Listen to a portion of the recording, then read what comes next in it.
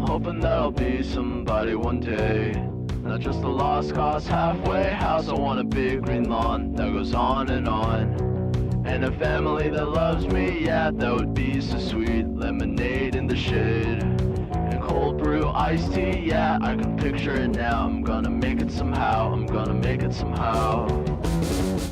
I wasted too much time trying to be myself, and trying to be like everybody else, cause I thought what I wanted was be wanted by the wrong crap. That part of town going nowhere, hellbound. I'm chained to the same lane, brain wanna be big dream. Just a loser with a bad scheme, yeah, but that's all in the past now. I'm going fast now, going fast now. I've been knocked down, kicked around, losing my footing all over town. Fell flat on my face right into the ground. I've been lost all my life, but I finally found out of the storm and into the clouds. I'm homeward bound, I was lost and found. I've been thinking about this all day.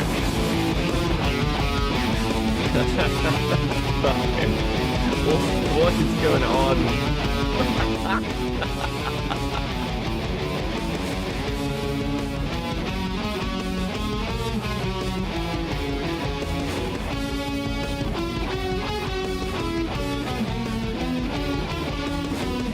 I'm hoping that I'll be somebody one day, not just a lost cause nowhere town. I want a great big house with a loving spouse, and kids that really love me, yeah, that would be so sweet.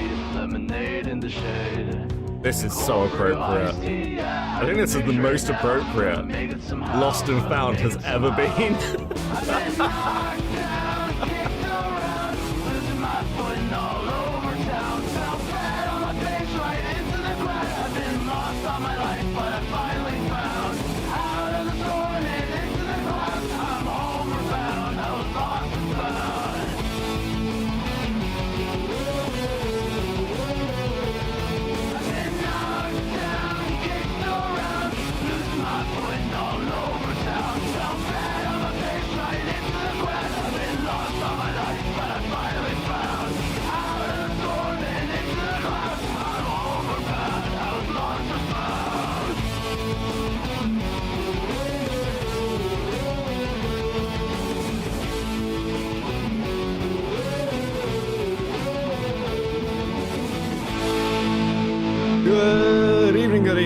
Good evening, wherever you are. How are we doing, folks? Co-Rise with a 5. Come back, lads. Back into the abyss.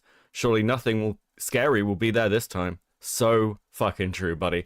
Listen, okay. I finished stream last night. We were going over Leadhead last night, for those of you who weren't here at, well, for American time, like 5 in the fucking morning. We went down a rabbit hole. I couldn't stop thinking about it. I literally went to sleep, got back up, ate some food, thought about it, and then thought, yeah, I'm not done yet. I need to know more. Now listen, we're gonna be flipping a little bit with an on cam, I think, tonight, because I'm fucking tired after the last couple of days. It's been a lot of stream time. I think I saw Morale in chat. Good evening, Morale. How you doing, buddy? How you doing? Radio, how you doing? Who else we got? Collar Guy, how you doing? Fucking Lyndon, Die Laughing, Frosted Moon Tips seems pretty fucking excited, I must admit. Deborah, how you doing? How you doing? Now, what the fuck do I say about this? Okay, so, okay, listen. So, I'm going to have to retread some ground. I'm going to have to retread some ground for the people who weren't here, okay? So, before we do anything, I'm going to show you what I saw last night. Not all of it, not all of it. But Leadhead released a video, and the opening is, "Hey Mom, you should talk to me first if you're going to watch this." Which, in the grand scheme of things, probably not a good sign for a video. This video is horrific. It's horrifying. I'm gonna give you the TLDR. So this is Leadhead. Leadhead is a 340k video essayist, like gaming analyst YouTuber. Okay. over the last year, they have gone from like losing their apartment, living at their parents' house with their fiance. I believe they're now married. They posted on their like Facebook. What the fuck is wrong with me? On their Twitter about a wedding.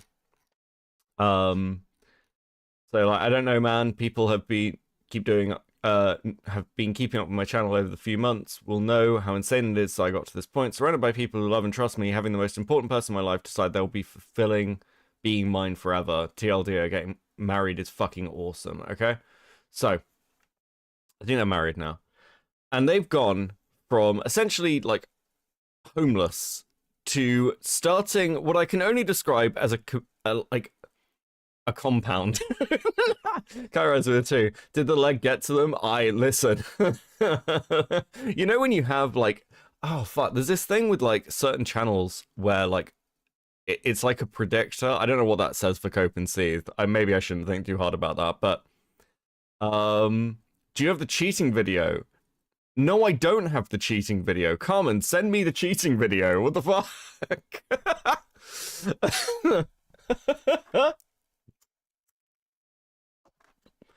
Okay, so Leadhead met a 19-year-old like female to male trans guy who they immediately gained a romantic attraction to. They wanted this person to be friends with benefits by their own description. In fact, we'll just play it. We'll play it. I don't have that. Listen.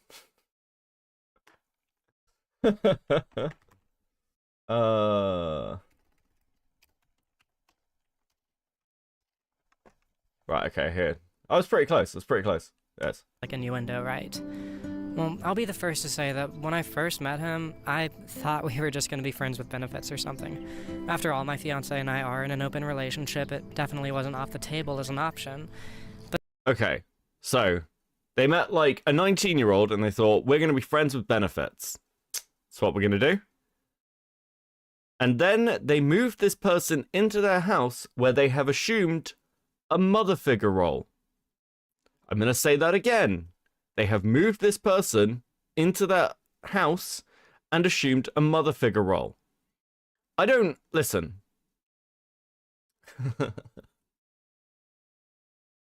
I don't mean mother figure like, you know, what's a good way to put this? Like, how else can I put this? This 19-year-old is calling this 26-year-old their mother. And this kid, like, has anxiety. This 19-year-old, I need to stop calling them a kid. 19-year-old keeps having, like, panic attacks, and they, like, let them sleep in their bed with them and their partner. The descriptions Leadhead gives of this 19-year-old is of an incredibly fucking vulnerable person. Now, you guys know me. I wouldn't describe myself as an ally by any means, because I think that shit's cringe. But I'm pretty LGBT positive, okay? This is a pretty... That's why people call me soy and all this shit. I don't know how to describe this relationship that Leadhead is having as anything other than predatory. It is incredibly fucking predatory, okay? It's incredibly performative.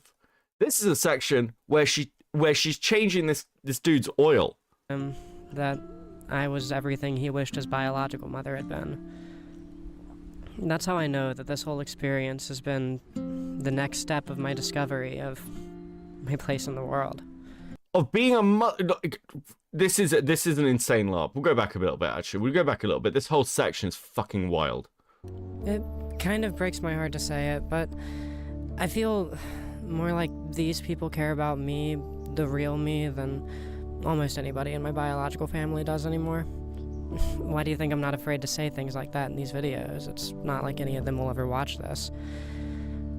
Well, this list keeps on growing longer and longer, forcing me to revise this section of the script over and over and over again, but let's settle on 3.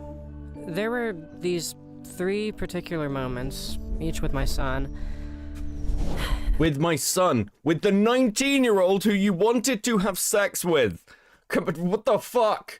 That really affirmed for me that this is where I'm supposed to be in life. That being a mother is just part of who I am. It's my place in the world. The first was just a few days ago when my son told me that me saying that he taught me a new kind of love I've never felt before was one of the reasons that he felt like he could never take his life. How can you write that down? How can you write that down? Like, record it and say it? I don't understand.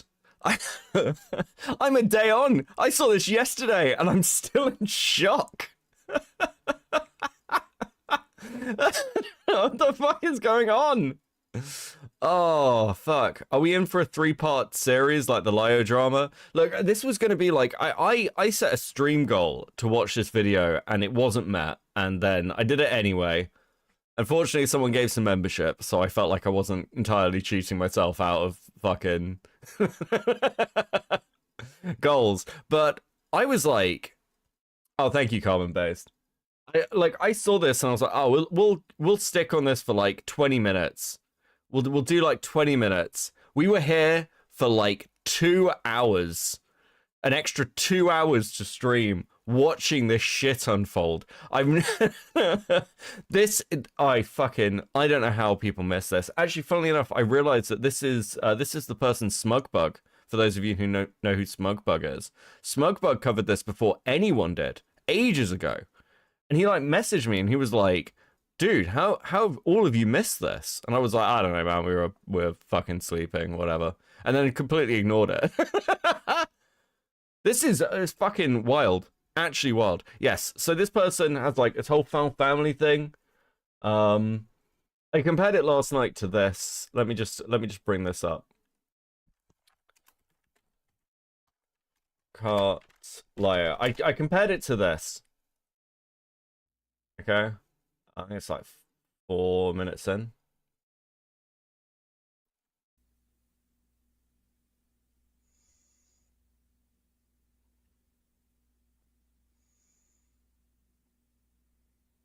Jesus. Way to Seattle to confront Blake and help Forrest and her. Oh fuck! I didn't need a transcript. Listen? Fuck! Did Patchwork Heart really just leave in silence of them? Of course they did.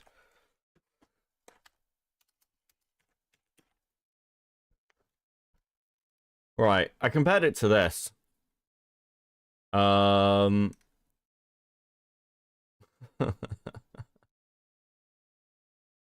Brother, but as a fellow parent, I am repulsed by what he has done here. You made a promise to be these kids' father, but you don't know what being a parent is, Thomas. Being a father is staying. Patchwork Heart, another person who fucking randomly like adopted some adult, and also considers themselves a child of someone a couple called Xena and Poppy, who have their own fucking law about making like rape accusations and insane shit.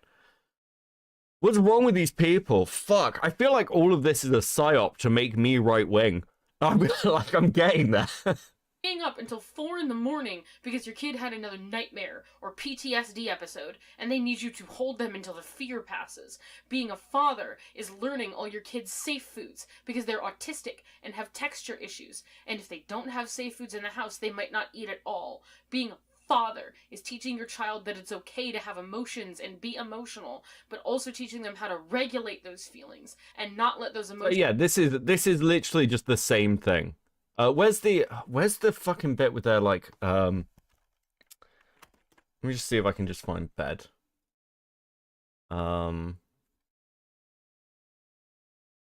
With time. Things like me fixing up his car for him and giving him rides to work while his car was still out of commission, teaching him how to replace a flat tire, or my fiance and I letting him share a bed with us when he was too anxious to sleep alone, or This is a sex thing. This is a fucking sex thing. You're a freak. Listen, this person sounds incredibly fucking vulnerable. Listen, guys, For those of you who weren't here last night, this is the tip of the fucking iceberg. This crazy bitch started texting this 19-year-old's father, demanding that he accept his son's transition and new lifestyle living with these two. Because he's got a new family now. Can you imagine? Could you imagine getting like a fucking text from somebody going, listen, your son's not your son anymore. He's with us now. You've got to accept it or you'll lose him.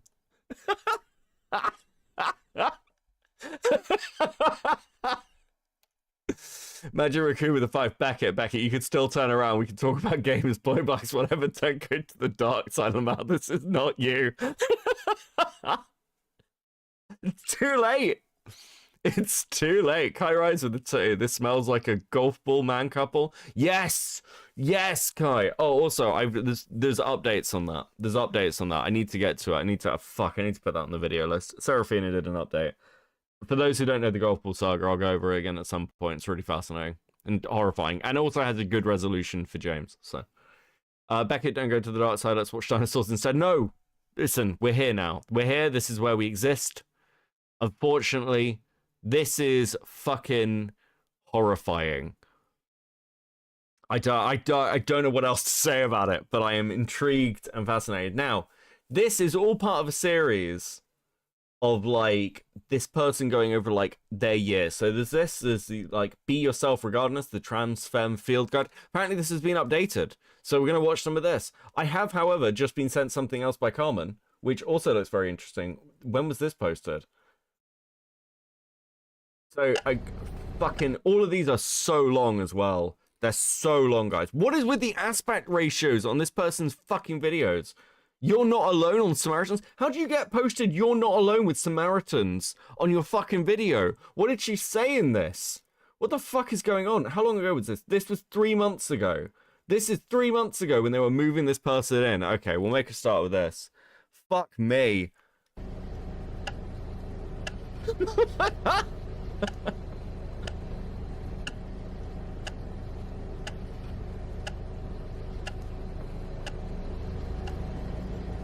Based Beetle. Never done a dino drawing of me. What the fuck is this? Guys, it's not abusive. I make it look like art house.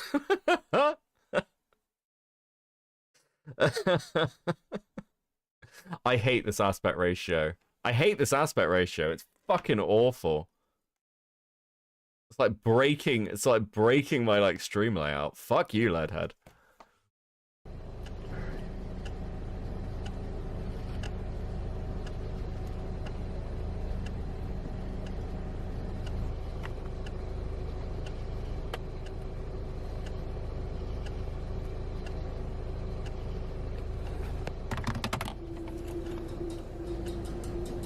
Do you feel alone? Do you, whether you're talking with somebody, hugging them, kissing them, fucking them, or even looking directly into their eyes, feel like you're still alone? Have you spent your life trying?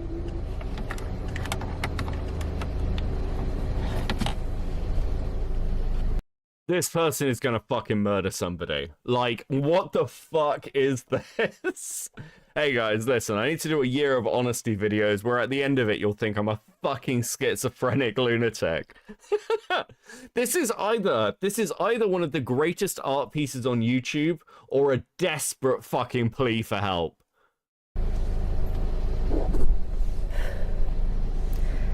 I got a pretty big night ahead of me.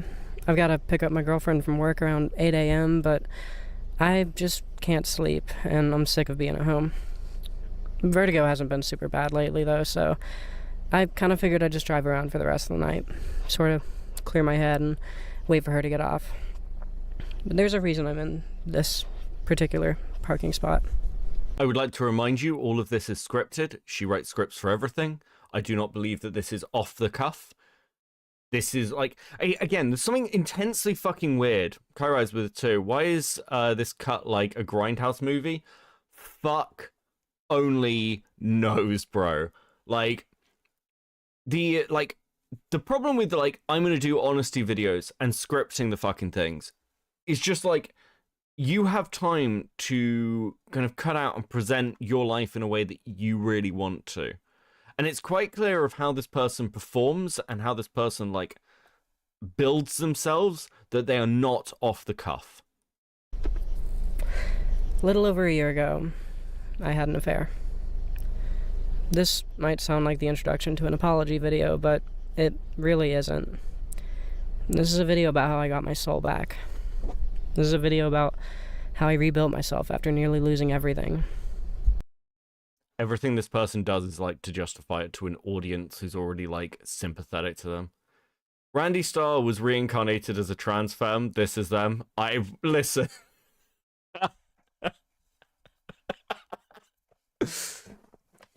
I mean, that is what he wanted, to be fair. God, just listen. If Leadhead dyed their hair blue, they'd have the same fucking energy as, like, what's it fucking called? Ember, or the fucking character Randy was obsessed with was. Big Bungie, please make a video on this. Fucking Bungie would fucking tear this person apart. I'd watch that. I'd watch the fuck out of that. This is a video about every single one of my friends coming to hate me and how they slowly came to trust me again. This is a video about hating myself, and this is a video about loving myself. This is a video about how I used to be evil, but Ember the Ghost became good again. This is a video about honesty. For years now, I've prided myself on my communication skills and my... Thuman, did Mally tell you about this person? Listen, I instructed Mally to inform you, so I fucking hope she did. ...willingness to say anything about my life on this channel. I'm an open book, and I always have been. But there was a caveat to that. For my entire life, I was a strong believer in the idea of what they don't know won't hurt them. I was of the opinion that lying to people was okay if it spared someone some pain. This person is manipulating a 19-year-old vulnerable person into a sexual, like, fucking dominatrix relationship. I do not... Listen, I said this last night. This person is going to have some accusations against them within this year. That is my prediction. That's now on my 2025 bingo card. This person is going to have some accusations against them, and they are going to be fucking wild. Okay? Like... This perspective created a wall between myself and everyone else in the world. A lead ahead that my brain was always going to be isolated within. Nobody could get in, and nothing real could get out. I was permanently divided from everyone else, all alone in my head, holding on to my secrets as the sole protector of these ugly, heartbreaking truths about a person that the people in my life cared a lot about. Weirdly enough, before the affair showed me just how dangerous this perspective was, it was something that I took pride in. I was burdening myself with secrets in order to protect the people who cared about me. I was fully intent on carrying that particular secret to the grave. After we called it off, myself and the girl I was secretly involved with, let's call her Ashley, were deleting messages for hours, discussing all these plans for how we'd keep what we did a secret. We would never speak of this again. Well, one day I broke down. See, the issue with designing my entire life philosophy on the fact that nobody would ever be able to bridge the gap I created between my mind and theirs is that eventually someone does find a way to genuinely connect with you in a way that you didn't think could ever be possible. If you spend your entire life building a wall around yourself, the idea that someone else could ever tear it down. Does anyone else like analog horror? Listen, I know analog horror has become incredibly overplayed, but this is just analog horror. This is like, I'm almost convinced that this is real art house. Like, this person actually isn't even trans. They don't even have a partner. They've like scripted their entire life as like the ultimate ARG. Like this, there's no way this is fucking real. Hey guys, don't worry. I'm gonna do a video on how cheating made me a better person. Down doesn't even occur to you until it's already happened. This is what happened with my girlfriend and I. I was, and still am, deeply in love with her. That never stopped being the case over the entire duration of the affair. You might be wondering how that could possibly be true. I'll be examining that particular mystery later, but at the time, the fact of the matter was that I was being dishonest to the person I was in love with. The person who... They're in an open relationship now. Isn't that fucking interesting? Isn't it interesting that after having an affair, making a video like this 3 months ago, describing it as something that nearly took everything from you, you're now in an open relationship? Fascinating.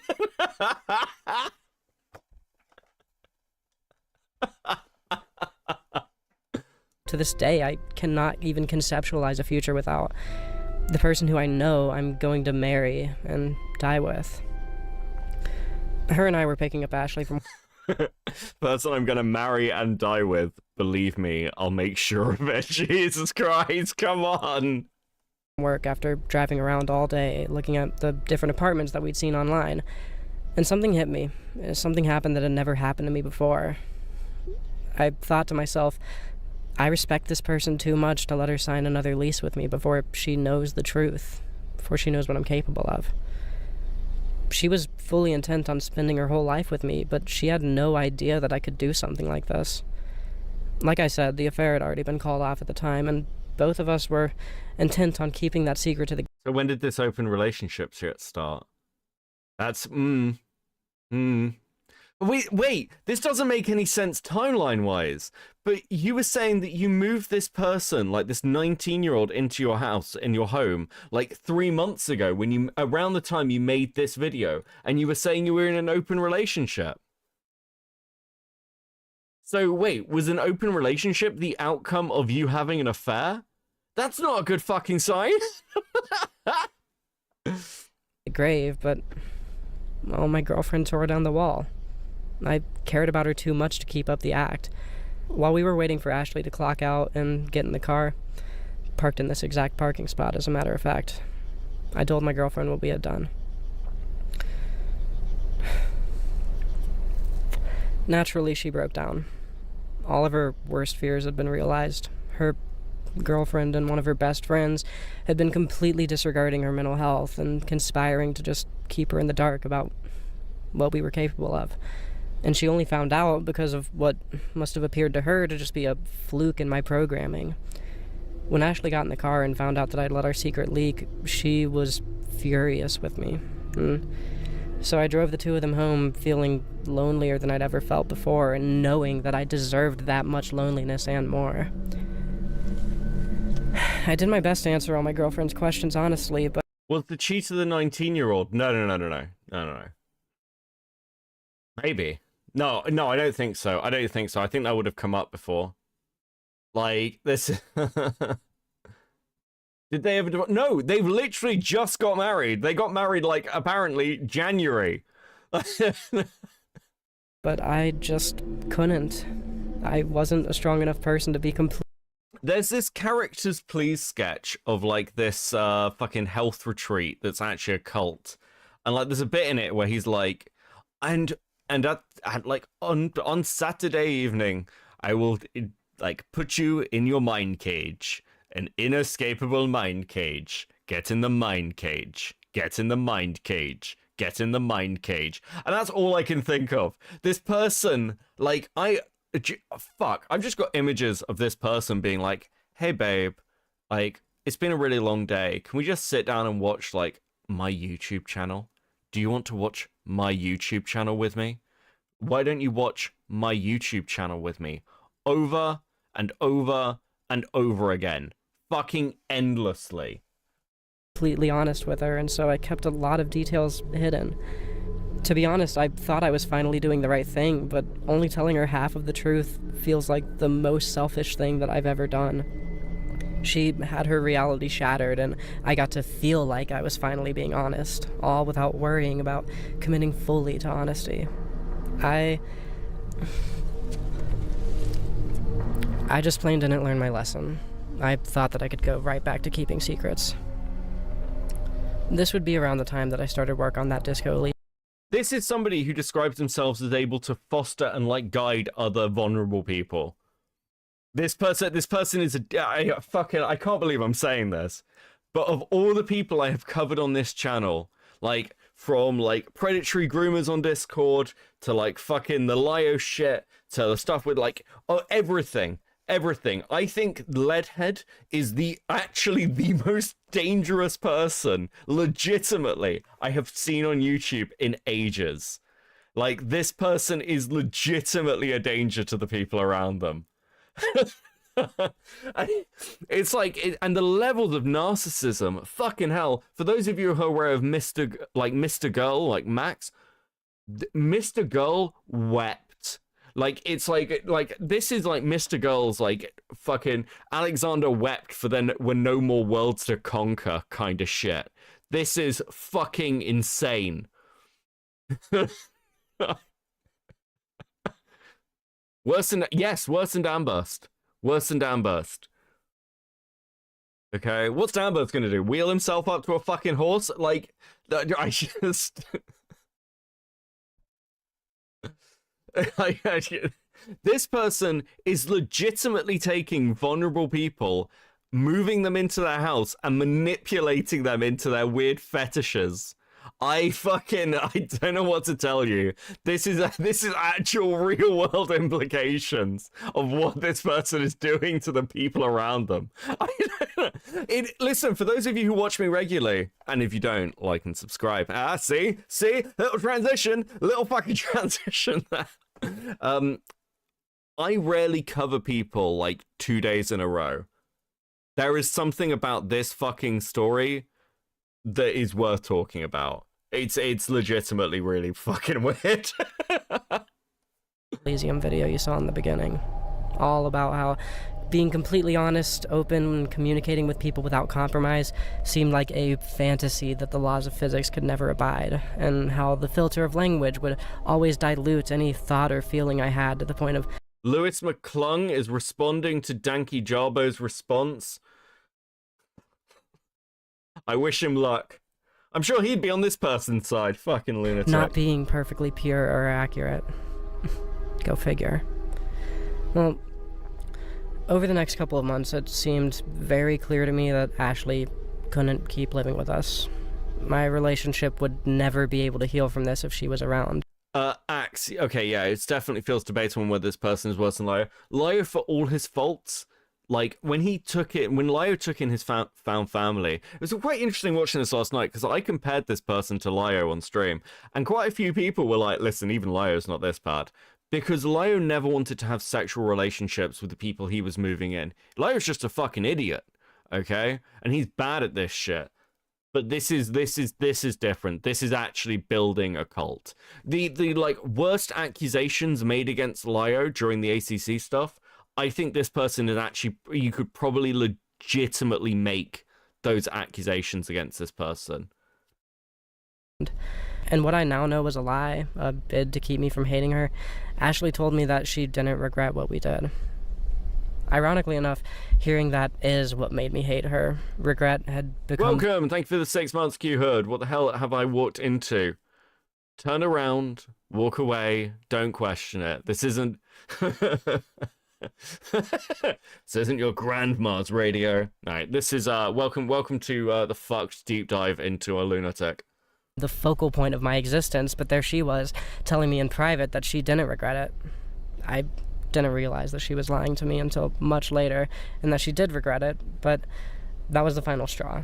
My girlfriend said she would be okay with it if Ashley kept living with us, but she told me it was my choice in the end. I kicked her out. Wait, what? Didn't regret it. I didn't realize that she was lying to me until much later, and that she did regret it, but that was the final straw. My girlfriend said she would be okay with it if Ashley kept living with us, but she told me it was my choice in the end. This person lived with you? They were part of your fucking household? What the fuck is going on? Why are you breathing? What? Dude, you're literally building a fucking commune.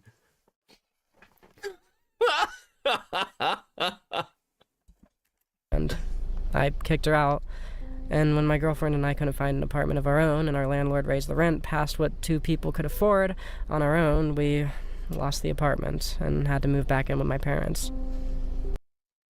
So that's what happened. Interesting. So, You had an affair with your roommate, kicked them out, couldn't pay rent, and then your girlfriend, who has had to forgive you and go into an open relationship with you, was it living at your parents' house because you guys had nowhere else to go. Isn't that a fascinating fucking revelation? Because there's another, we'll get to it. There's another video where they're talking, this person's talking about like living at home with their parents, and it's like, oh, this is fucking wild. She shot on a girlfriend with somebody that then kept them in the house with the girlfriend who she cheated on with. Yeah, it's something very similar happened to Jaden when they had the cuck tribunal. I'm not familiar with Jaden's law in that way, but I'll take your word for it. Kick them out because they regretted the affair, no less, based on that last clip. Yeah. That's why I said in the Minecraft video that losing the apartment was, in some small butterfly effect way, my fault. Though my girlfriend insists that it isn't. In that video, I talked about escaping the harsh reality. Hold on. Some small butterfly effect way, my fault. Some small butterfly effect. No! It's legitimately your fault. What do you mean? Even my girlfriend says it's not. Yeah, of course he does. You've completely manipulated this fucking poor woman. This is so fucked up.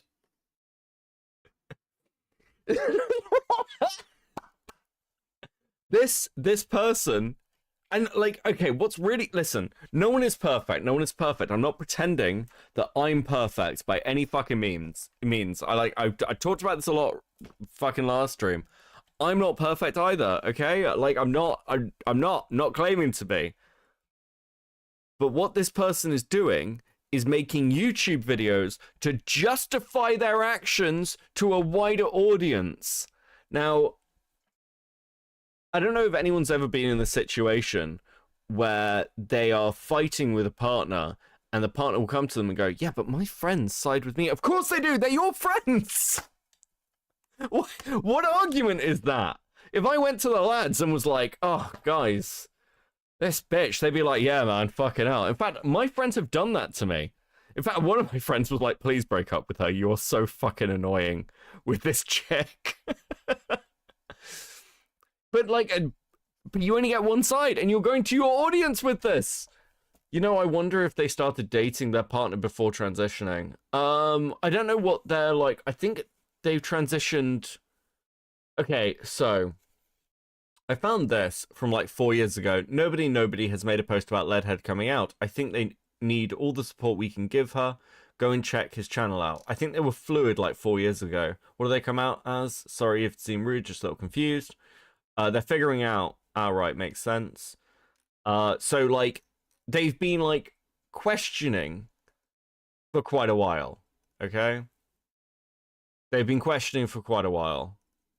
Though my girlfriend insists that it isn't. In that video, I talked about escaping the harsh reality of losing our home by starting a Minecraft world with my girlfriend. What I failed to mention to you all was that all of this, the affair, was the other thing that her and I were trying to dissociate away from thinking about. I hated myself. In some small way, I'm sure my girlfriend hated me too. Oh my fucking god. Though she would never say it. But the two of us didn't hate Minecraft. It's fine though, I cheated on her, I broke her heart, I got us kicked out of her apartment, but at least we had a Minecraft server.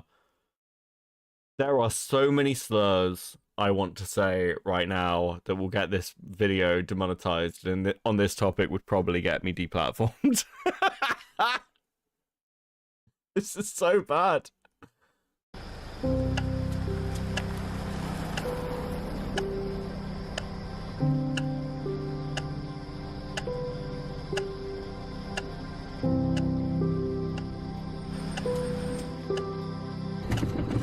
I want to remind everyone this is presented as like, I'm just out driving. She's had to set all these shots up. This is all performative to create sympathy and a vibe. Okay? This video is titled Honesty. It is anything but. This is pure. This person has gone from manipulating their girlfriend to try and manipulating their audience to justify their actions. I fucking hate this video. As much as we tried to just forget about it and move on, it wouldn't be possible. Around the time we moved out, I had internalized that there was only one way for me to handle this if I ever wanted my girlfriend to feel safe and comfortable around me again. I decided that I had to commit fully to this. Penance would need to become the focal point of my existence. I would need to spend months and months and months letting any decent mood I managed to get myself into be instantly shattered by my girlfriend asking me another question about what happened or reminding me that she thought she'd never be able to trust me again. I felt like I needed to just swallow my pride and say over and over and over again, "You have every right to hate me. You'd be in the right to break up with me. I'm sure our friends would be okay with you living with them." All while her leaving me and moving in with those three, particularly Ashley, was my greatest fear. That was something that I genuinely didn't know if I would survive or not. But in my mind, I had to say things like that to her for practically months, every single day, because, well, it was true. She would. No. You said stuff like that to her for months to manipulate her. That's why you did that. And I think you know that. Hopkins with the 4 slurs, many slurs, double the slurs, a cacophony of slurs. This is the language of... Listen, if you take nothing else away from this coverage, learn what manipulative abusers look like. It's this. Braindead with the 5. It's fine. We need to blame anyone for bringing this person into the collective content on this channel. It's Smugbug. Blame Smug. Blame Chud. I saw Chud look at this, like, literally, I just clicked on his stream and he was, like, looking at it. I was like, okay, whatever. And then that's what, like, caught my awareness. And then Nicandros mentioned it in chat last night. That's why we're here. I completely ignored Smugbug. I only realized afterwards what he's talking about. Would be in the right to leave me. And I hated the idea of her staying with me just because she had nowhere else to go. I hated the idea of her staying with me just because she had nowhere else to go. Therein lies a way of thinking that I didn't realize at the time was the backbone of so much of what I had done wrong. I disregarded her personal agency. I was convinced that the only reason she would ever decide to stay with me was because I must have manipulated her in some way without realizing it. I felt bad for her because she was in love with me, a duplicitous whore. You did manipulate her! I'm gonna fucking kill myself! In fact, it was a similar removal of agency that kind of led to the affair in the first place. Part of the way that my girlfriend's brain works is that she has these really huge upswings and downswings where she's incredibly depressed or incredibly optimistic. She would tell you as much herself. They can happen multiple times a day or last months. She was in one of her longest downswings since I've known her when the affair started, and let me tell you what was going through my head at the time.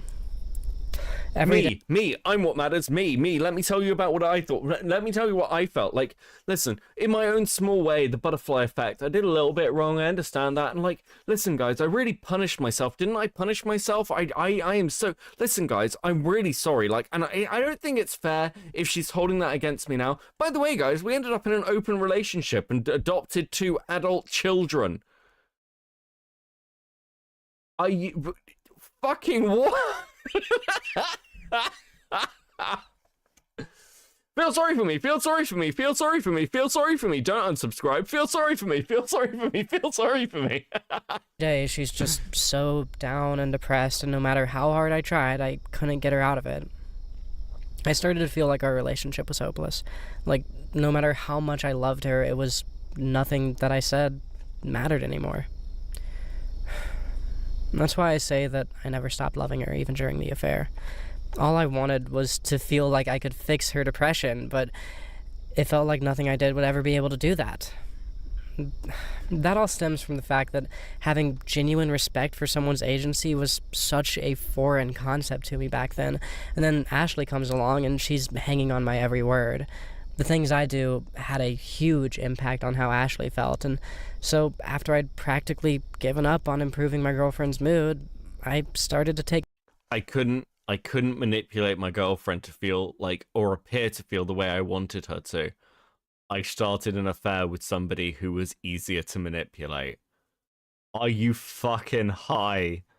Are you fucking high?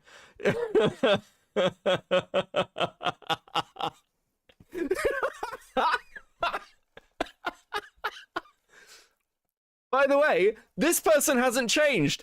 If you go and watch the current video, like the latest videos where they're talking about this found family and this 19-year-old, they are still, like, they're sat in this video saying, oh, I needed to learn the important, like, lesson that I couldn't fix everyone. I couldn't control everything. I couldn't manipulate everyone. And then going into the next video being like, and I found it really important that, like, we found structured ways to manipulate these two. I'll play it to you. I'll play it to you. Hold the fucking phone. Hold, where is it? Where's good cop, bad cop? Is it this bit? Yes, here we go. Initially, my fiance and I kind of gravitated to a good cop, bad cop style of parenting. Only, unlike actual cops, we were using the style to keep them feeling both safe and motivated, rather than trying to coerce them into dubiously consensual testimony. I'd be the emotional support for one of them, while she'd be the one pushing them to grow and calling them out when it seemed like they were stagnating. And she'd be the emotional support for the other, while I pushed them to grow, and we'd switch out who had which duty with which kid every few weeks to not... So what you're telling me is you actively took these two, switched styles of parenting, quote unquote, parenting, and fucking... So, like, and presented a false narrative of like what your personalities were like. That almost sounds like, I don't know, manipulation, like really heavy manipulation. And when we say kids, we mean a 19 and 20-year-old. This person's 26. I'm losing my mind. Comfort in the person who I felt like I could have an impact on.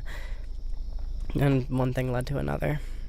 There were, of course, other factors, like my problematic libido and my whole what they don't know won't hurt them philosophy that I talked about earlier, but feeling like nothing I did could fix the issues we were having was one of the roots of the whole thing.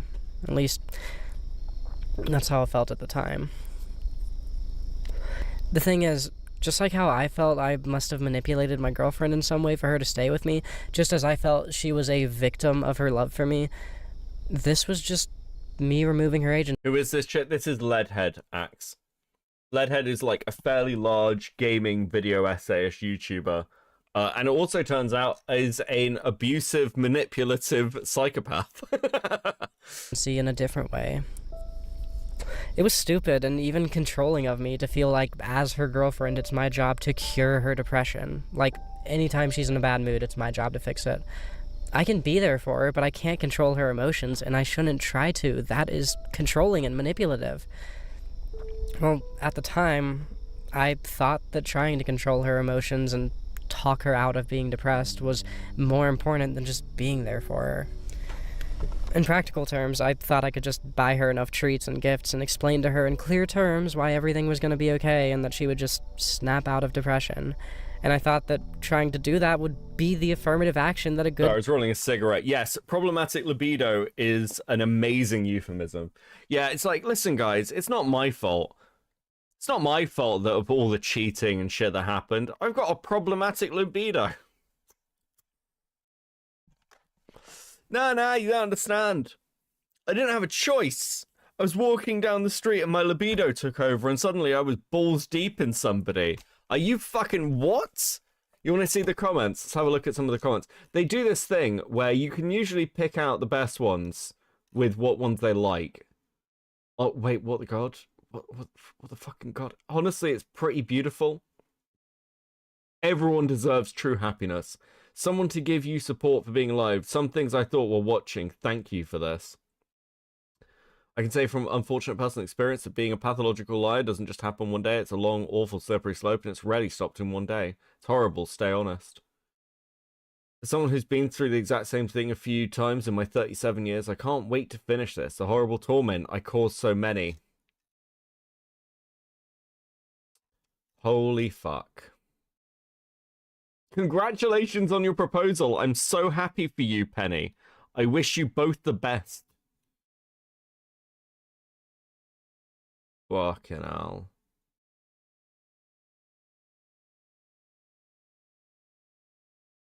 These people need fucking therapy. Girlfriend would take when really all a good girlfriend would do in that situation was hug her and tell her that she'd always be there for her. That was one of the fallacies that led to the affair, and now, months later, I was making the same mistake again, feeling like the only way I could rationalize her decision to stay with me was by thinking of her as a victim of her love for me, like staying with me wasn't even a decision that she chose to make. Well, on one particularly bad... Check newest. I'll do that. Why do you think it's a good idea to air your personal trauma out on the internet for clicks and attention? This just screams, hey, I did a terrible thing, please validate me. Hey, that's my take, fuck you. This video reminds me a lot of the pros and cons of hitchhiking, which I really love to... What the fuck? Which I'd really love to see unprivated, by the way. That's a very interesting statement. Can someone try and find this? Pros and cons of hitchhiking by Leadhead.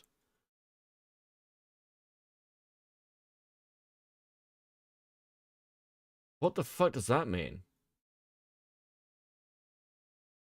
Hold on, let me see. And I went to talk to an adult who's always been a super prominent figure in my life, and I told them about everything. That night, and I may have misunderstood him, but that night he seemed to imply that he had cheated on his wife back when I was a kid. Instantly, I could pinpoint when this must have happened. He had work that took him far enough away that he had to get a hotel every weekend for a little bit, and he had run into a lot of money, so he was just showering his entire family in gifts every single time he got home from these weekend trips. If I understood right, and he did in fact have an affair, then that has to be when it happened. They even took a great big trip to Amsterdam shortly after. The reason that I bring it up is because I have always considered the wife in that marriage to be a very repressed woman and the husband to be a very pussy-whipped man. No matter how unreasonable she was being, he would always defend her. No matter how hard he tries to do these great big gestures for their anniversaries or for Valentine's Day or whatever, she would always be passive-aggressive about it. I never understood what the problem was. Maybe she was just the worst.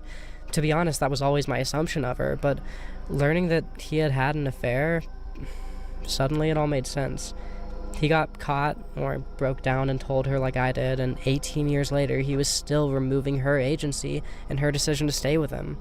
He probably felt like their kids were stopping her from leaving him. He probably still feels that way now. Well, as it turns out, 18 years of self-flagellation didn't get her to forgive him, and it didn't get her to forget.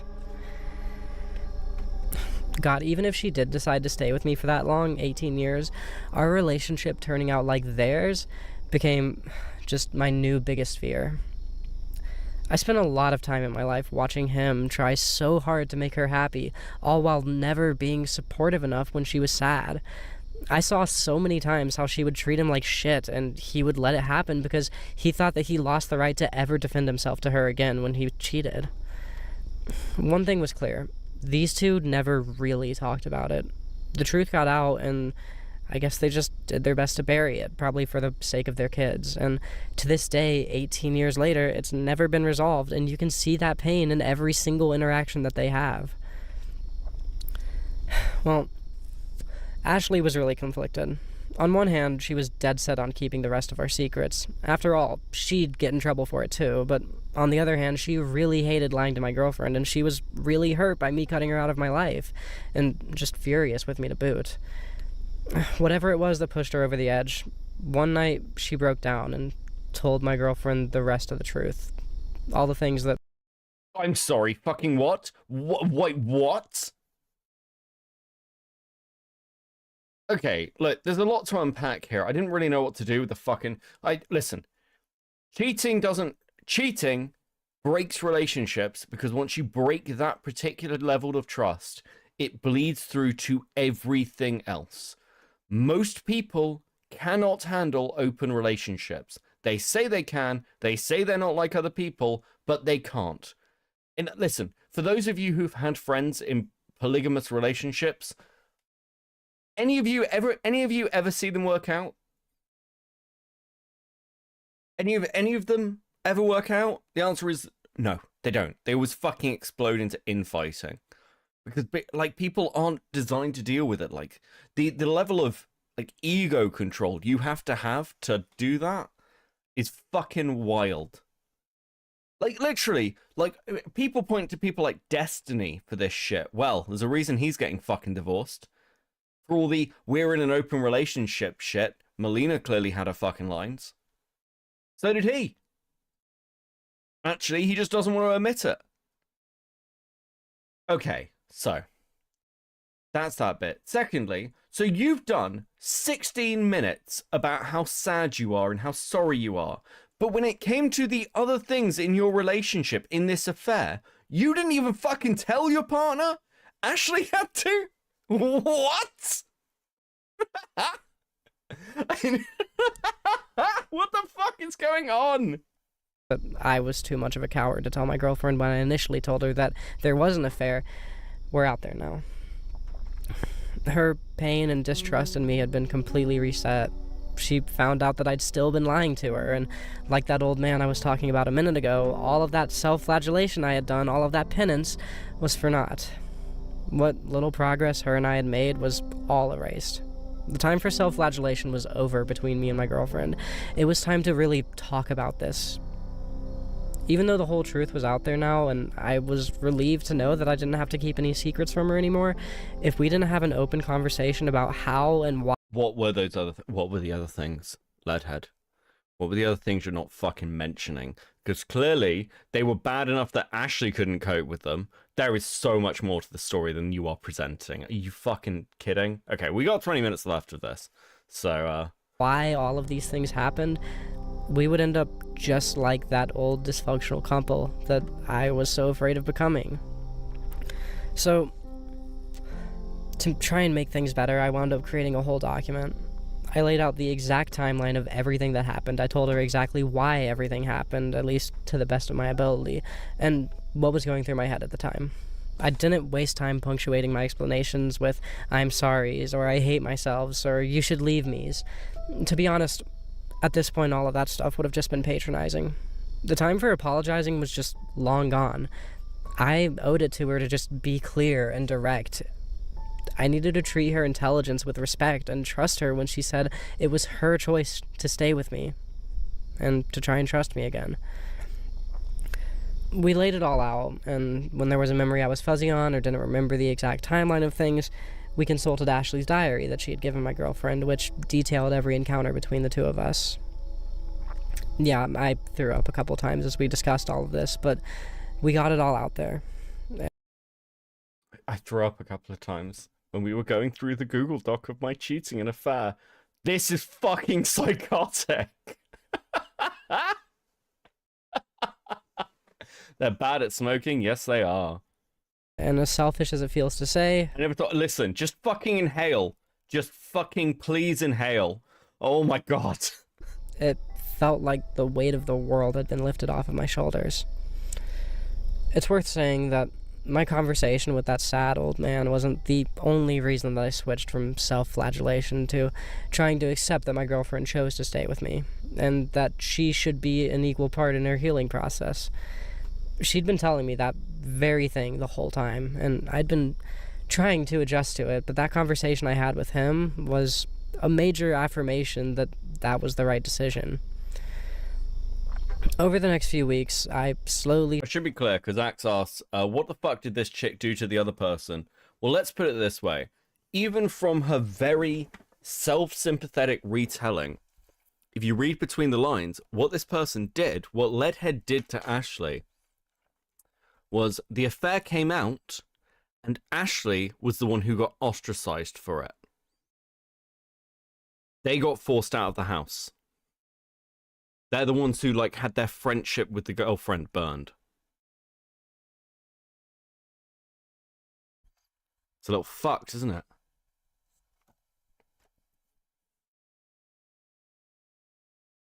And then they have to hand over their diary to explain all the bits Leadhead isn't fucking talking about.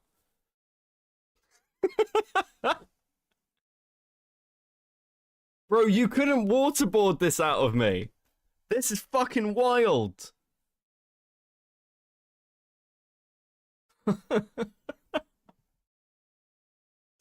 Jesus. He stopped feeling like I was playing a survival horror game. It didn't feel like I was disarming a bomb every single time I interacted with her. If I remembered a new detail, I just told her. If I felt like something she said was unfair and I should defend myself, I told her. Even the fear in the back of my mind that sex with multiple partners was just a part of who I was. I told her everything. Committing to that honesty as hard as I could, it actually took a lot of the pressure off of me. Yeah, the truth sucks ass, but it's the truth. Once I quit trying to circumvent it or dress it up, it felt like I couldn't really do any more wrong. I'd already done all the wrong. It wasn't pretty, but things finally started healing between us. You could feel a different, more healthy energy in the air. I stopped telling her over and over again that I hated myself and that she should hate me too, and I started respecting her intelligence and agency and saying, all right, maybe I'm the one who put us in this situation, but you want to solve it, and I want to solve it, so let's solve it together. None of this is to say that I instantly fixed everything in my behavior.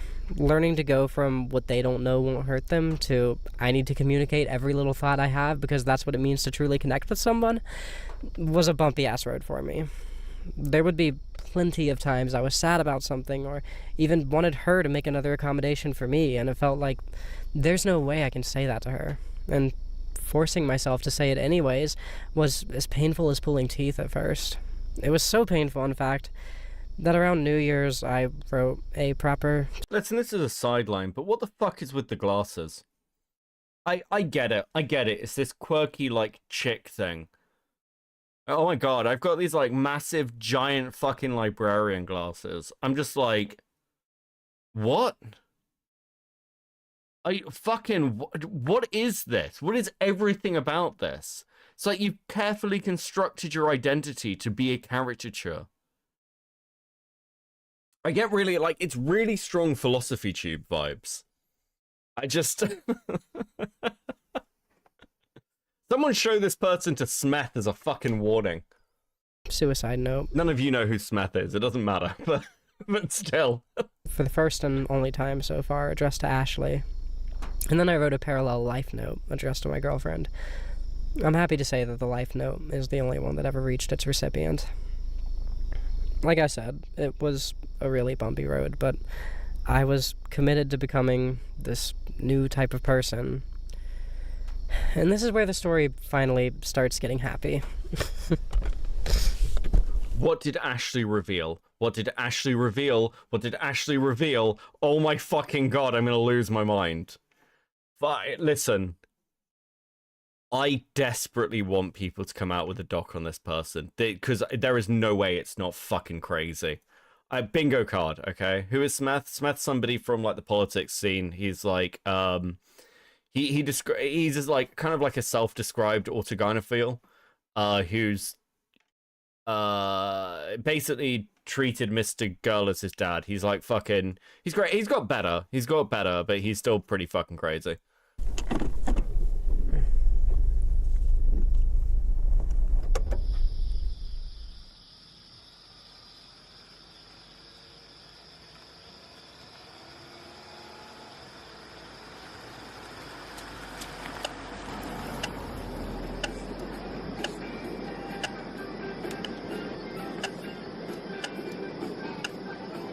I'll say he's a freak.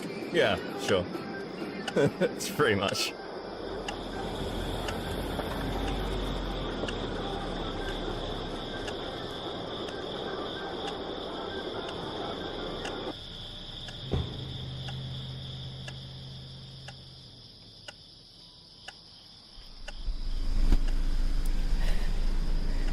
See, there was one question that neither of us really had an answer to at the time. Several of the times that Ashley and I had hooked up, I was thinking to myself, God, I don't want this. But I couldn't stop myself. This is where the whole, I know you're puppy-brained, but you still know right from wrong thing came into play. I mentioned it in my puppy girl psychoanalysis video. See, there's this need for... What a fucking sentence. Anyway, moving on. ...affirmation that I've always used my sexual submissiveness to attain. That's initially why I got... Hold on. Firstly, we're going to go back, but I want to answer Axe. Why does she put so much effort into this unhinged-ass confession? I promise you, I can almost guarantee it, that this isn't to justify it just to herself. It's because if she can get enough audience support for it, I think she is probably using that in her relationship. I would be very, very surprised if at some point, like, people like this aren't leaning on, well, my audience says this, look at the support I'm getting from the community.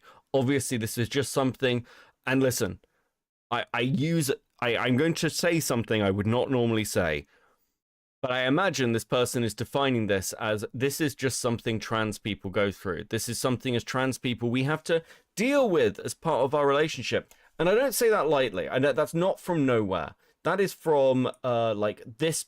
There's this bit in this video where she starts talking about, like, a particular trans, like the history of trans people.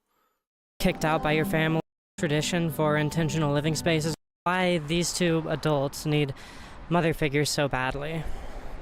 Well, it's actually a pretty old tradition for intentional living spaces occupied by trans women to, quote-unquote, adopt young queer folks, like the Transy House operated in Brooklyn from 1995 to 2008. Okay, let's be clear about this part of history, not just of trans history, but of LGBT history. It was highly fucking abusive. Everyone justified it because, like, they just went, like, oh, well, this is, like, the community's, like, essentially underground, it's persecuted, but this shit was highly fucking abusive. And I imagine, like, all this stuff, and you look through their Twitter and the stuff that's in their Twitter, it's very directed, shall we say. I would be very surprised if this wasn't being used as a justifier in their arguments and discussions. Yeah. See, there's this need for affirmation that I've always used my sexual submissiveness to attain. That's initially why I got into doing sex work online. I'm sorry, fucking what?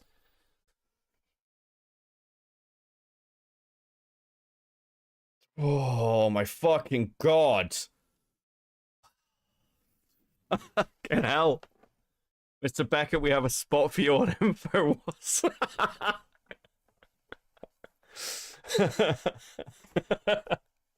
Listen, there's no point going on something like InfoWars unless you're going to do what Sneeko did and actually make Alex Jones himself be like, maybe these comments on Hitler are a bit too far, bro.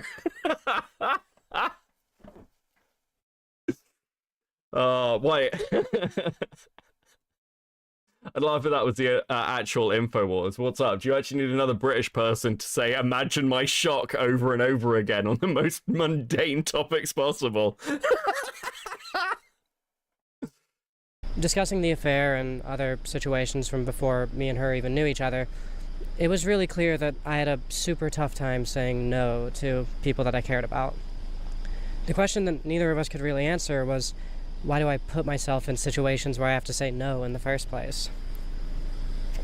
Well, the answer is simpler than you might be thinking. It isn't some big complex that requires an entire video about the nature of puppy girls to analyze. The simple fact is that I've got... We need you to fight against the globalists. Listen, we can all come together to take down Elon Musk, okay? We can group up, I'm down. Going into sex work to rectify psychological pitfalls rather than, well, labor is the best course to take. It's it's not the best course to take. Yeah, this is Guys, so listen, I had to become a prostitute for my mental health. God, the fucking... Just, you don't need to justify this stuff. Just be like, yeah, sure, fuck it, whatever. God. An incredibly hyperactive libido. I really like flirting I really like flirting with people. I really like having sex with people. And the fact that I so desperately seek affirmation through my sexuality and my obedience was the dog bone shaped bridge that connected the flirting to the having sex, which caused so many problems. As my girlfriend puts it, sex is one of the main things that I take comfort in, and as I put it, sex is how I affirm that the people in my life actually like me. It isn't always healthy for my self-esteem, but sex is a core part of who I am. Well, earlier I said something about how one of the hardest parts... This is something you need therapy for, by the way. This is just sex addiction. And, like, you're justifying it as, but it's part of my personality. Okay, listen, when I was an angry young man, as if I was plural. Jesus, what the fuck?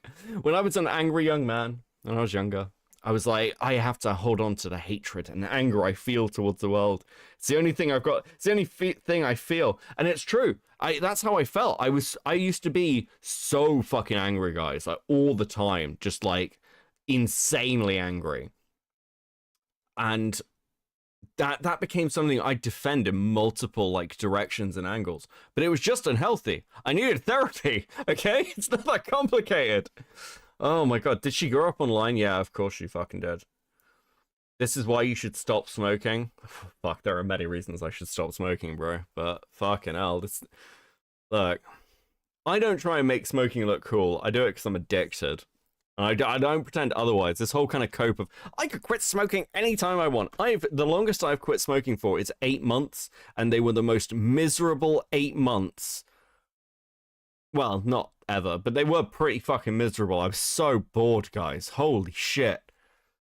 I barely drink anymore, but it's quitting smoking. Listen, it's so good, guys. Parts of this whole open and honest communication thing was when I had to tell her that there was another accommodation that I wanted. Well, in no discussion we've ever had was that difficulty made clearer than when I brought forward the idea of us having an open relationship. I had always thought of it as nothing but a compromise that she would be making for me. But later it became clear to me that this was something that she had been interested in trying out too. She'd actually brought up the idea beforehand, but I shrugged it off every time because it felt like it would just be this massive compromise on her end, and she would never actually be happy with it. This person is training to be a therapist? You're like the second person who said that. Is that fucking true? That's horrifying if that's true. More of me removing her agency. This time, though, we had a great, big, honest, and open discussion about it. I've spent my entire life surrounded by casual sex. It's just the lifestyle that I grew up in. From when I was like 15 onward, it was just a simple fact that sometimes you hook up with your friends. Would you like me to DM you an archive of the video you wanted looking up? Yes, please, please. I'm fascinated as to why that comment referenced it. Please do. And that's just great. how friendships Cheers. are. My girlfriend, on the other hand, always considered even something as Speedy Door with a 5. Man, videos like this make me feel the LGBT community just can't say no. The problem is that the LGBT community has like been flooded by an overlap between the people who are just, you know, gay and the people who are fetish kind of obsessed. And it's not the same thing. An orientation or a preference is one thing, okay? Like that is specifically something that like you have for whatever reason. You could argue about this, like genetics or like psychological stuff. It doesn't fucking matter. There is a difference between I want to have a healthy gay relationship, and there's a difference between I want to dress up in diapers and be fucking punished, daddy, please. Like, these are two different things. They're not the same thing.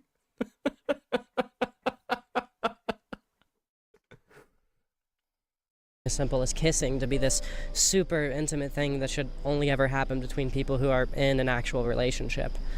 Flirting was never as big of a deal. We've both always been massive flirts, but anything past that was a hard emotional boundary for her in her relationships. I don't know, nor do I really care which perspective is morally correct. To be honest, both of these viewpoints are totally valid and reasonable in my mind. I On it with the two. This woman needs God. I hope you have a good stream. Thank you, buddy. actually remember a really funny conversation her and I had where we were talking about our different perspectives on casual intimacy, and I realized that kiss the homies goodnight was just a joke. That was kind of just what you did in most of my friend groups over my life. Well, once it felt like we'd healed from so much of what I did, the open relationship discussion went on the table again. As near as I can tell, I'm just gonna wind that back. Just gonna wind that back a second. on casual intimacy, and I realized that kiss the homies goodnight was just a joke. That was kind of just what you did in most of my friend groups over my life. Well, once it felt like we'd healed from so much of what I did, the open relationship discussion went on the table again. As near I'm sorry. Fucking what? Fucking what? Once we'd healed, once everything was fine, I decided that it was probably time to start the open relationship again. The fucking what? What? Okay, pros and cons of hitchhiking. Give me a sec. I was on the web archive based. Okay. Just let me let that fucking load. near as I can tell, she thinks that my casual relationship with sex, if expressed in honest and open ways, is actually healthier than the super strict, intimate relationship that she had with sex. And she said that she was down Okay. Okay, let's see if this plays. Maybe? We'll see in a minute. to try it out. She asked if What she if could you have the woke first up one hookup outside morning of our suddenly relationship, regretting and so much let's be honest, that's only fair, and I thought so at the time too. As I wrote all of this down, it felt like there was supposed to be this thunderclap sound effect in the background, but, well, no. When did this overlap happen? Because it's a straight guy, it kind of came out of nowhere. The overlap, like, really goes back to, like, Kink at Pride. It's probably around 2012 that this started really kicking off. Because then, even at Pride, it was kind of separated. Like, if you went to Pride at, say, like, in, like, 2007 to 2009, you'd have all this kink stuff there, but it was usually, like, in the strip clubs or like gay bars or whatever. It would be like sectioned off to those fucking spaces. It wasn't in the public eye. But that changed in around 2012. No, I think open relationships can be incredibly toxic, but god damn it, if you're as good at communication as my girlfriend and I had gotten over that season, I have to be honest, I think they're great. Ever since I was about 16, the first time I got myself into a really uncomfortable situation and felt unable to say no, I've been so incredibly afraid of my libido. I was convinced that it would just be this shadow hanging over me for my entire life that was going to get in the way of every relationship I'd ever have. That night, when we first discussed opening up the relationship, it was the first time that I ever felt like I could live comfortably with my libido. If it's fully disclosed, open, and honest, I don't need to be afraid of my temptations, and I don't even need to be afraid of acting on those temptations, so long as I do it the right way. So long as I let my girlfriend set the... This is so fucking manipulative. Guys, you don't understand. I had to have an open relationship because if I didn't have an open relationship, then the next time I slept with somebody, I'd be cheating. What? Dude, this is so fucked up. Oh, fuck. The pace and the boundaries. I don't need to be afraid of hurting her anymore, and I don't need to feel horrible about myself every time I think that one of my friends is super hot. I was able to express this part of myself that I spent my entire adult life trying and failing to repress. As I said earlier, sex is a big part of my identity. Well, now it was a part of my identity that I didn't need to hide away anymore. While this video isn't supposed to be about how I went from having an incredibly toxic and evil affair to being in an honest and healthy open relationship, I think that the moment when we opened up our relationship was a really cool little milestone in how far we'd gotten and how much her trust in me and her comfort around sex in general had healed after months. I manipulated my partner to the point where they realized that the only way the relationship would continue was if I was allowed to sleep with other people. And I think it's a good thing, because now they're like more, they've progressed more in their comfortability towards sex. They accept themselves more. It's nothing to do with like a reflection on my behaviors and the position I force them into. This person is actually fucking gross.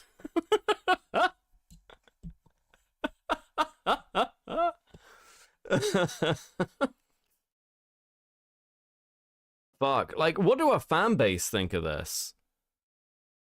Like, surely some of them must be side-eyeing this content. Look, she's got 340k, and this did 38k views. What are her general views like recently? This was 10 days ago, 7.8k. 3 weeks ago, 15k. I know you can't see this, but 21k views a month ago. 23k views a month ago. 18k's views a month ago. Let's go back to before a year when this all started, like a year ago. Oh, maybe the channel was falling off already. Christ. No. She's got, like, listen, if she does a video essay thing, she'll get the views for it. Should be considered a crime whatever a damaged theatre kid picks up a cameraman. Yeah, I don't disagree with you. Thank you for the 5. This is fucking not good. I mean, at anything, she's like falling off pretty badly. No, none of them are complaining. Some guy brought up on their Discord server. That's interesting. What's the oldest? Just roll through. Fuck, how did this person explode?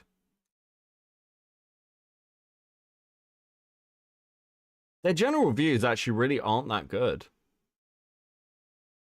for a channel their size. I would expect, like, if you've got 340k subscribers, I'd expect your videos to be hitting like 200, like regularly.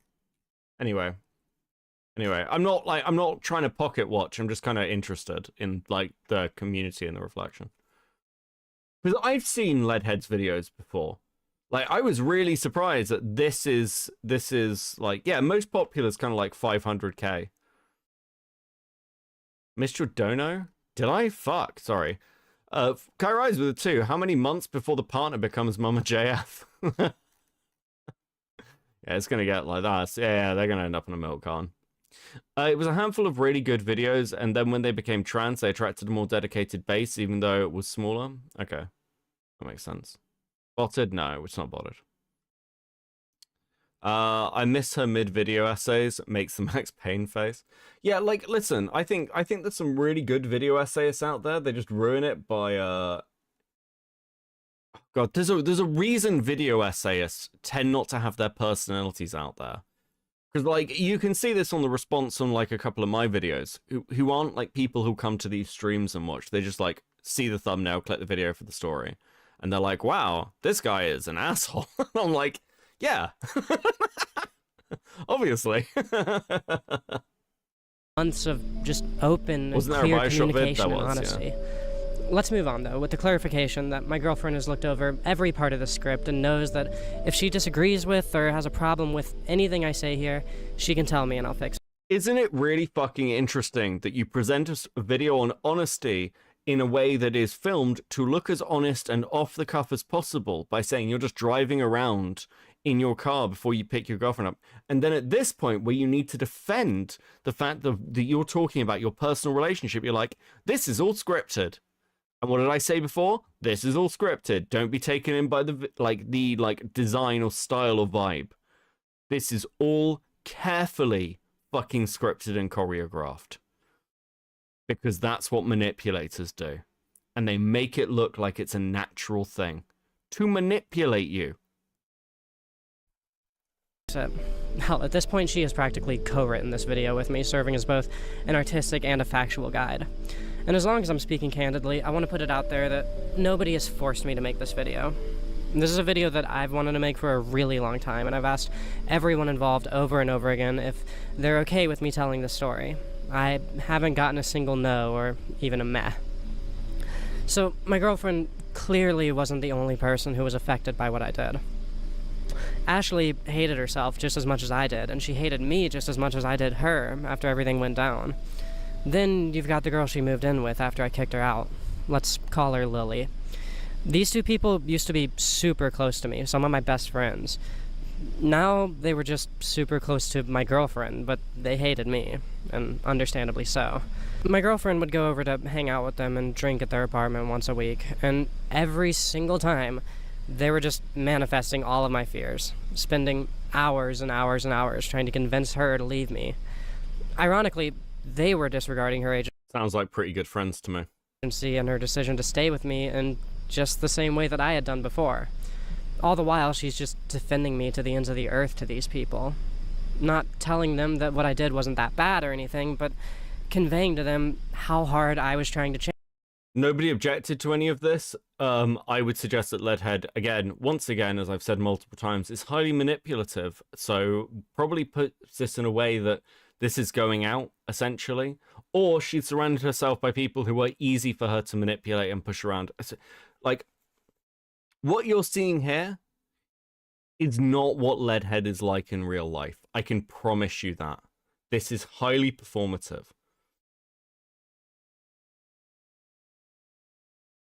Change and saying that it wasn't fair for them to hold it over my head when she, the affected party, wasn't holding it over my head. I was an anxious mess every time she'd go over there, but in truth, every time she went over, she was just building Ashley and Lily up to the point where they'd be willing to try talking to me again.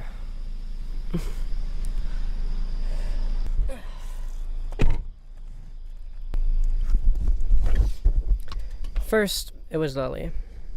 After a couple months, her and I wound up meeting again and talking about our feelings about what had happened, and we reached a touchy, tenuous friendship. Then, amazingly, because my girlfriend is just amazing, I managed to do the same thing with Ashley.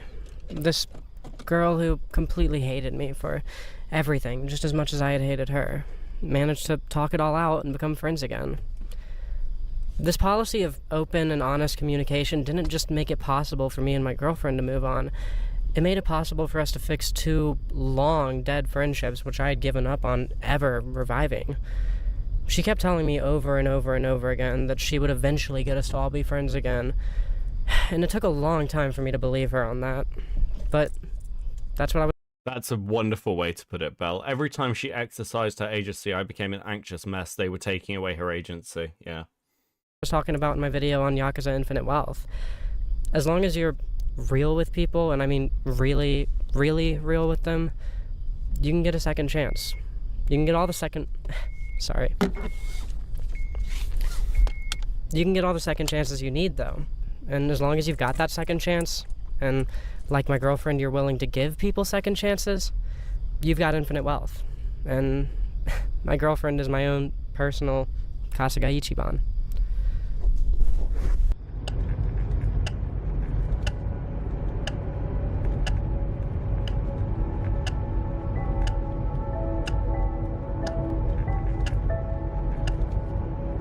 Sir Gavinate, welcome to Coping. Thank you. 07, let's fucking go! Remember, if you want your name at the end of Coping Seed videos, then become a molding member. And if you would like access to my inbox to tell me about all the weird fucking degeneracy that you want me to talk about, you can become a seething member, and Coping will get you access to memberships, and your name is green, which looks pretty fucking snazzy. There you go. I'm fucking terrible at this. Like and subscribe!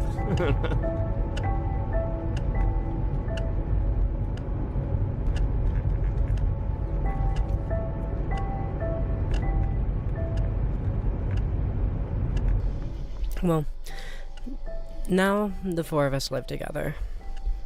I'm sorry, what? What? Wait, what? And along with the fifth one who recently moved in with us.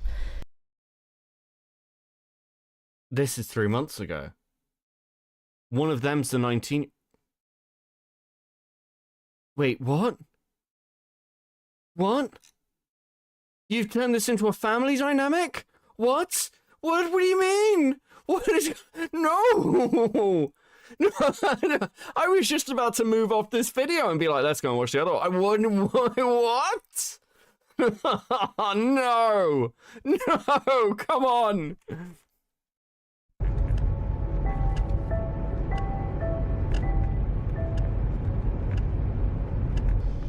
Well, now the four of us live together. And along with the fifth one who recently moved in with us. These friendships were the reason that we were able to afford a new home to rent out. They're the found family that I kept talking about in my video on eco, holding hands with a cute girl and escaping generational trauma, and my video about my vertigo. I'm a medical mystery. If you really want to look into it, you could say that my dishonesty lost us our home in the Minecraft video, and the honesty that my girlfriend had taught me how to have was what got us a new home in my eco video. She has... Oh my fucking god. So you have actively manipulated these people back into your life through your girlfriend. You've moved them in as your found family, and you're treating two of them as your children? What? Fucking what? I just cannot fucking... Listen. I'm gonna fucking Valley Girl out. I can't even right now. Well, that and her faith in Ashley and I. Ashley had, of course, been working just as hard as I was on becoming a better person. After all, she was part of the affair, too. My girlfriend gave her the same deal she gave me. If you commit to being a better person, I'll have faith in you. It's a deal I've actually stolen and extended to someone else in the friend group since then, because I was just so inspired by how accepting she was. What's funny is that now I've extended to somebody else in the friend group. Who the... What? was once the most secretive person, have kind of become the morality police for the whole household. My girlfriend and I... Oh, really? Really? You, the manipulative psychopath, have started morality policing the entire household. I'm so surprised. So shocked. So stunned. How fucking surprising.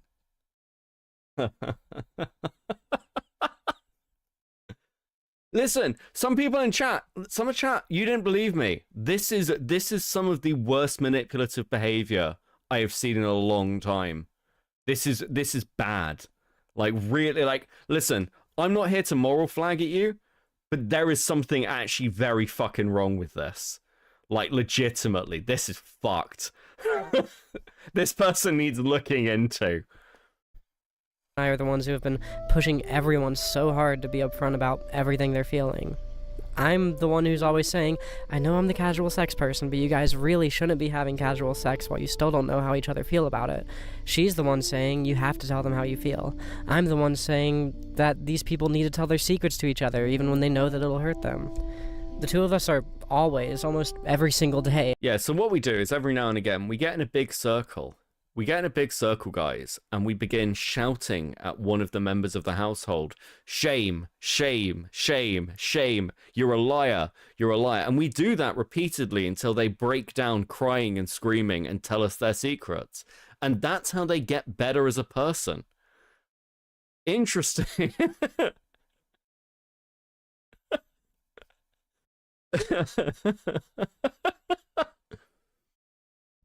Oh, fucking hell. Having big talks with these people about how we're not going to keep their secrets for them, and how they should just be tough. I said this earlier. All the accusations that were thrown at Lio Convoy could probably legitimately be thrown at Leadhead. This is actually what a cult looks like. Telling the other person what's up. A lot of you would say that I don't deserve this. Maybe you're right. God knows I feel like just the luckiest person in the world. This is what I was talking about in Love, a video essay. Love is about knowing that there are things wrong with you and turning those negative feelings into positive ones by working on your problems together. Sure, maybe I don't deserve love, but I have it. And besides, love isn't about deserving things. You don't earn another person's love. She loves me, and that's her choice, and I've got to live up to it. Maybe all of this pushing people to be honest stuff looks hypocritical of me, but god damn it, I'd rather be a hypocrite than be wrong. And all of this hypocrisy is the reason that these people, this new family of mine, have come to trust me so deeply. It's the reason they let me tell them when I think they're messing up, and that they should be more honest with each other. It's the reason that they trust me when I say I'm having vertigo problems, and that I'll get around to doing my chores later once the sun goes down and it's less hot out. Hell, my crusading for open communication has even gone the other way every now and then. My girlfriend has had a fair share of problems every once in a while with feeling like she wasn't allowed to be in a bad mood. Like, her emotions were a problem. It's taken a lot of convincing from me to get her to open up about some of her own negative emotions when it comes to certain topics. Just as she did for me, I've had to push her here and there for her to open up about a lot of things and get comfortable talking about her feelings. And just as I experienced, the proposal of totally open communication has made us both feel so much more secure in the relationship. I gotta go pick her up, but speaking of proposals, one thing that I absolutely cannot relate to anymore is the old cliche of somebody deciding that they want to marry somebody, and then keeping that a secret for multiple months while they save up for a ring and plan out the perfect way to propose to them. It just doesn't make sense. Isn't it really interesting that, like, within the space of a few months of them crashing the relationship, they've made the relationship open, proposed, and instantly got married? Isn't that an interesting progression? How much you want to bet one of them has a whole age regression thing? Well, I mean, almost definitely, because they're treating the, like, 19 and 20-year-old in this household, in this found family, as their children. They are treating... Okay, so somewhere along the lines, assuming that Ashley is... Because they said in the other video... they're a parent to 2 kids, and there's a 5th one. They mentioned a 5th one in the same way they did as this video. So I'm willing to bet that Ashley is filling in the daughter role and has been, like, placed into the sister position. So they are... So while they're saying this about their son... that, like, this is somebody who I thought could be in an open relationship, like friends with benefits kind of thing, and we moved them into the house, they've actually become my kid. What they failed to mention is it seems like, or the impression I'm getting from the timeline here, or what they're presenting, is that Ashley is the, like, daughter in this, and that's the person they had an affair with. Because otherwise, why wouldn't they mention them as, like, the, like, other... Why would the 5th person be mentioned in this separate capacity in both videos?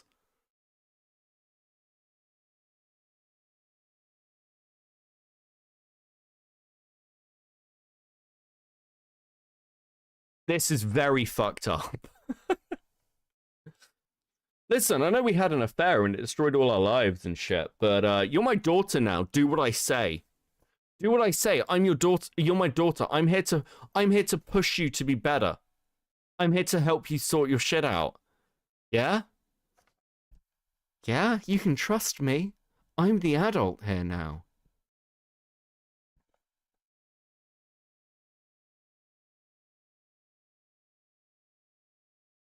To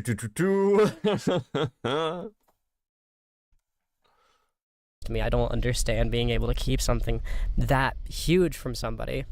I'm gonna drive to her work. I'll get back to you in just a minute.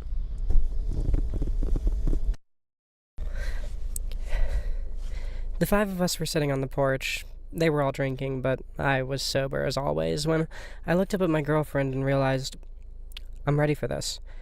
The communication and trust between us was all I really needed in order to know that we weren't going to end up like that old couple I talked about earlier. I didn't have a ring or a big fancy plan, but I proposed to her, and she said yes. We'll be getting married in a few months.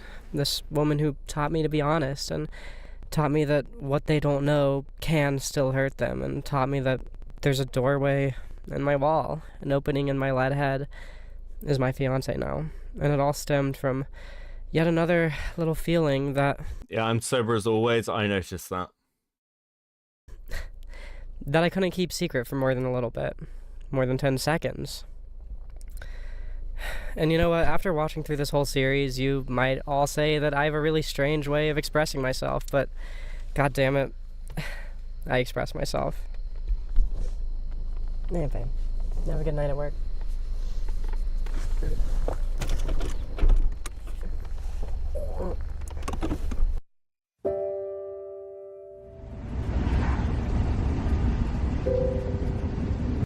Something. Obviously, this is one I've had a lot of emotional investment in for a very long time. Hopefully you stuck to the end, and hopefully you don't hate me. You hope in vain. I have about 215 people in chat who are very, very interested in your fucking downfall. Holy shit. Remember, all scripted? Yes, all scripted. None of this is off the cuff. But that's the story. If you haven't gone and watched the entire playlist, I'd appreciate it if you did. That's really all I can say about that. I think this video was kind of written with the presumption that the viewer has seen the whole playlist, although of course it's not. You know, it stands on its own regardless. I gotta get this thing rendered though. I would kind of love to talk to you more about how much of a massive emotional toll the editing process of this video has taken on me, and the writing and all that. This is the most horrified I've ever been to make a video, and I've kind of been a mess ever since I started to work on it. Like, a real mess. Thanks to my girlfriend for helping me get through it and assuring me that I was doing the right thing and that this was a story that deserved to be told. And Pasco, Joannis, the editing process of this video is taken on me and helping me get through it. Thank the patrons, especially those who... I'm really interested to see this video that got privated. That is me searching for it. Where the fuck did I put it? Oh, there we go. Okay. Have a look. Try and get rid of the white. Of your life, when everything seemed fine up until that point. Wake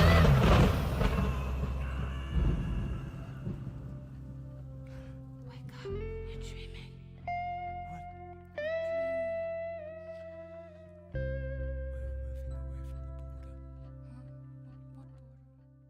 Regret is an irrevocable part of the human experience. We're designed to want endless short-term enjoyment, and that can make commitment, even to something you love, an incredibly painful experience. This was 3 years Roger ago, by the Waters' way. The Pros and Cons of Hitchhiking captures that desire to shed our stability for short-term pleasure with the rawest analogy.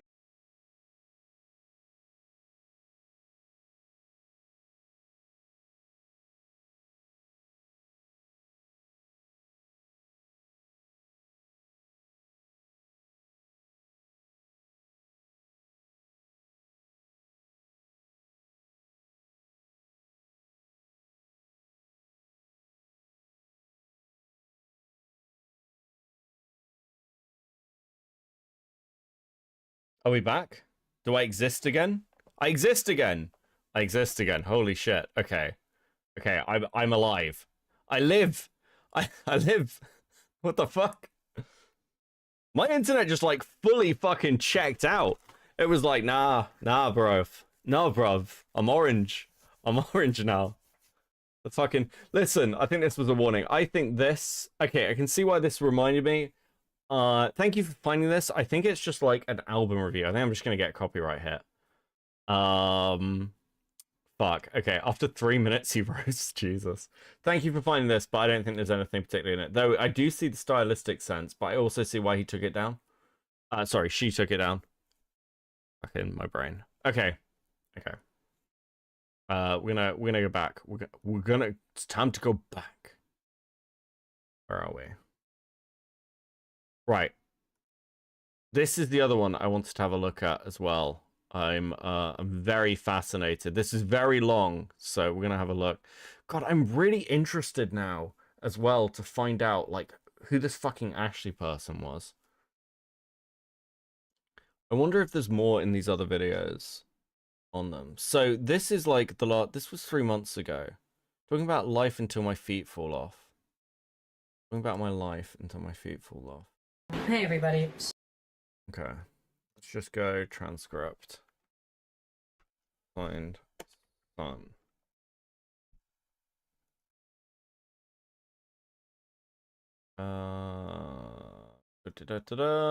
I'm literally just flicking through.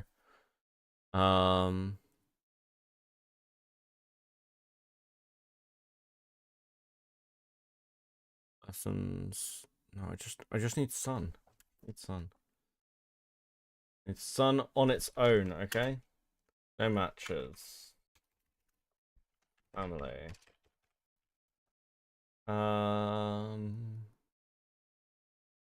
Help take care of myself, occasionally help out my family. I'm endlessly passionate about family.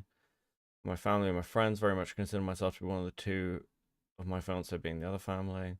Therapists are the ones who call people. Let's have a look at this. You know, with my family and my friends, I very much consider myself to be one of the two, my fiance being the other, family therapists. We're the ones who call people out when they're being dumb, or give them advice when they're scared or nervous or anxious or anything. And it's a really amazing thing, because right now it feels like my entire life is sort of... Oh, poor Sam. My entire life is making Sam tired. No, it feels like my entire life these days is centered around helping people with emotional problems. It's almost like taking vulnerable people and then placing yourself in a position of adulthood authority allow you to better manipulate them. Fucking crazy. Just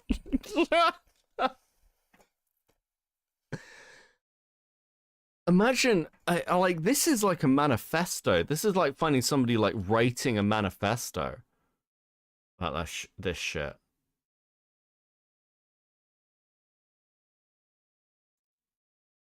Oh my god. I want to know more about this family. Or emotional hang-ups or whatever. I want to see if I can get a confirmation of like whether Ashley, this fucking person they had an affair with, is one of the daughters of the family now. And that is just such an honor, man. Oh god, Sam. Ooh, I did not mean to jump there. I've got the stabilizer pack. That's that little thing with the blue balls on it. It's basically a jetpack. That said, did not mean to jump there.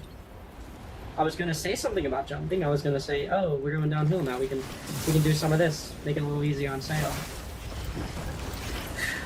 That was horrifying. And I don't have enough energy drink. Yeah. So, like I said, that's kind of what the purpose of my channel is now. And in terms of sustainability, like, can I keep doing this as a job? I don't know. I'm a little bit mixed on it.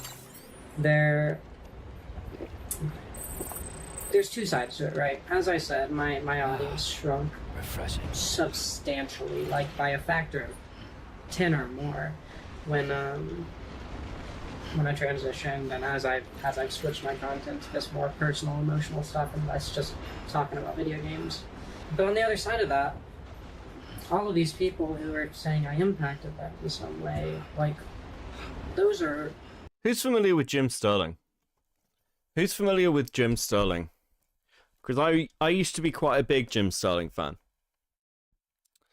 And one of the really interesting parts about Sterling's journey was that when Sterling sort of came out as non-binary and then more and more kind of pushed that content, they did this whole thing where they were like, oh, you know, I can watch my sub numbers like disappear, and they're like talking about how since they've transitioned, people aren't like prepared to watch them anymore because, and the truth is that Jim is and has always been fucking weird. Okay? Jim Sterling has always been a fucking weirdo. And all of us knew that.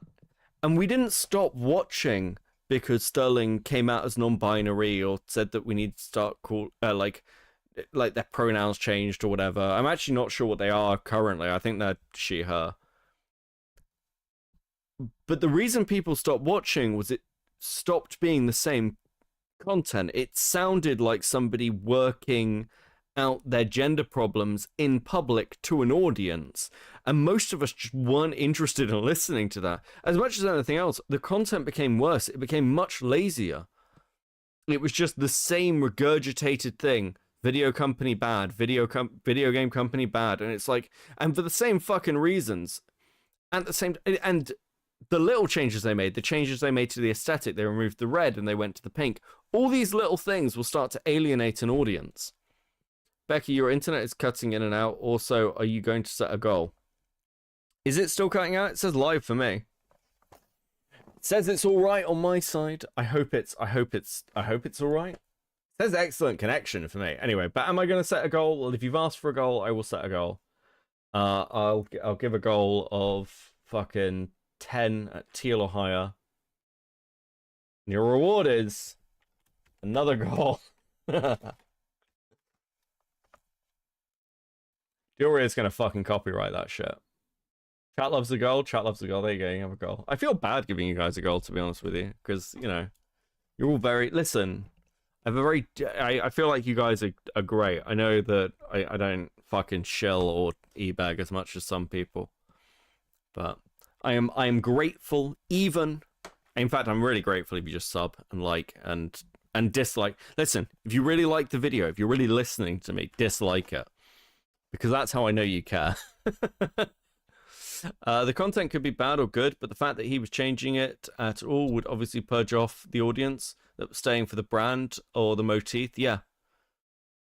It's one of these where Sterling alienated their audience, but the thing they always pointed to was the transition. But no one in Sterling's audience cared that they were transitioning. No one gave a shit because like that wasn't a surprise. That wasn't a surprise. That was totally understandable. Take my money, British man. Thank you, Zeke. Thank you for the 5. Much appreciated, Osama. And this is the same shit. My audience shrunk by tenfold when I transitioned. No, your audience shrunk by tenfold because you're clearly fucking psychotic. Could you imagine how jarring it would be if I changed my every now and again? I'm probably going to start a second channel this year, like not like attached to Cope and Seethe, just doing something completely different, because there's other content I want to make and talk about, and my skills are increasing, or like you know, there are other things that come. I really want to talk about certain video games that I doubt any of you will really care about, and I don't want to put those on this channel. One of the nicest things that's ever been said about me, or like to me about like being on YouTube, very specifically nice about me being on YouTube, not nice in general, was actually Nick Diorio. Like, if you watch Nick, whenever I'm mentioned, which doesn't happen a lot, but whenever I'm mentioned, he doesn't say Cope and Seethe, he says Beckett. And I fucking asked him about this. I was like, you know, it's interesting, like, you bring me up and you mention Beckett. And he's like, well, yeah, because you're not Cope and Seethe. Like, you're Beckett. And there's, like, that separation from the channel. Leadhead, as a channel, most people are going to identify, not with whatever the fuck this is, but with video game essay analysis. That's what they're going to, like, think of. And every content creator has this issue. Destiny has it, and that's why he constantly calls his audience on every channel. Yeah. Because, I mean, like, ultimately, unless you're H-bomb, like, unless you really lean into the fact where your audience is used to watching you come up with a diverse range of topics, and like, maybe I could do bits of that, but it's pretty obvious if I do a Gundam stream or if I do a video game stream, those streams are going to have much less viewership than something like this, where I'm talking about drama. That's just a reality. And that's fine. That's fine. Interestingly, I did notice this. The same sort of like people who are active in chat will come to both of those type of streams. Like whether it's drama or whether it's a Gundam building stream. You know? you gonna make a video about how good DS2 is? I actually would. I really fucking like Dark Souls 2. But, you know, I really want to talk about Enoteria. And there's a couple of, like, this is really irrelevant, but, like, there's, like, certain, like, games or movies or books or philosophies. I kind of just want a channel that's just me dumping my thoughts on the web, I guess. So I might do that. I might start writing again as well. Anyway, this is all very irrelevant. I got a message from an Irish friend of mine who was like, "You haven't written poetry in like 2 years, Beckett." I was like, "I know. Sorry, bro."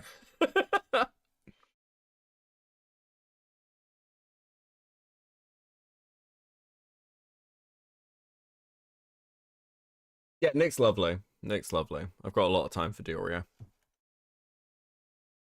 But yeah, like being separated from your content as a personality is something that a lot of people fail to do, particularly video essayists. Because ultimately, like, it's a bit easier for streamers, right? Like with streamers, largely you get to see our personalities and what we like and like us as people. Video essayists don't get that freedom. They're like very specifically seen as their content. They like it doesn't bleed over. And people like Leadhead are gonna have that fucking problem. To be fair, it's hard to write poetry when you stare into the abyss too much. I've mentioned this before, but not for a long time. The one thing I've had published is a book of poetry by Small Press. When I was like fucking 18, 19. It's fucking terrible, guys. It's really bad. Anyway. Fuck. I want to see there's more family stuff in here. I mean, that's not the way to put it, because these videos are about my family. I am endlessly passionate about them, but there is an angle of, like, I've kind of already gotten the catharsis of writing down all of these feelings. And there's not much catharsis in actually sharing them, believe it or not. Most of my enjoyment of what I do is just what I personally get from writing these videos. Okay. So right now, if you're not familiar with this game, we're going through BT territory, which means there's a bunch of invisible ghosts that are sensitive to noise. And that little hand thing, that's my baby, telling me where the nearest ghost is. We do have means of deterring them if they start coming towards us, but well, for now we should just try to cross. Also, wow, I forgot how much walking in the snow drains your stamina in this game. I mean, unsurprisingly, this looks like pretty horrible conditions. The other reason multiplayer games never... Okay, let's see.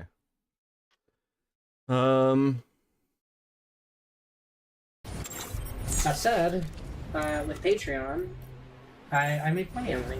Enough to take care of myself and occasionally help out my family. When they need help with rent or something, I can cover the slack if something's going wrong on their end. And that's all I could ever really ask for, you know? I can take care of myself and I can be there for other people. I couldn't be happier with that. It's an interesting little fucking power dynamic, isn't it? We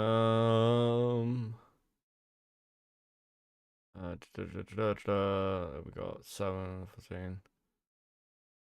14. Big family bonding experience for us all. I'm reading out the transcript, you can't see it.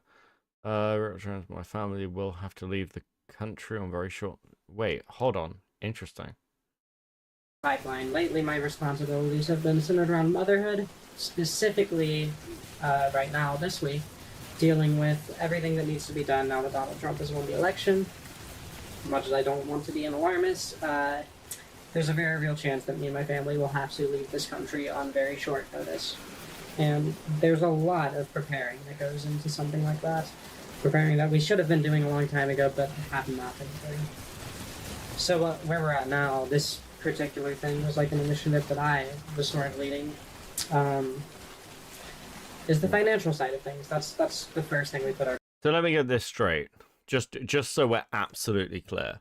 What you seem to be describing is creating an insulated environment where, like, at any moment they have to trust you to be able to protect them. Oh, dude. Focus towards. Me and everybody else got together and made a spreadsheet of everything we spend money on. I wanna cheer you up a little bit. And I gotta rock the baby, and then I'll be able to talk again.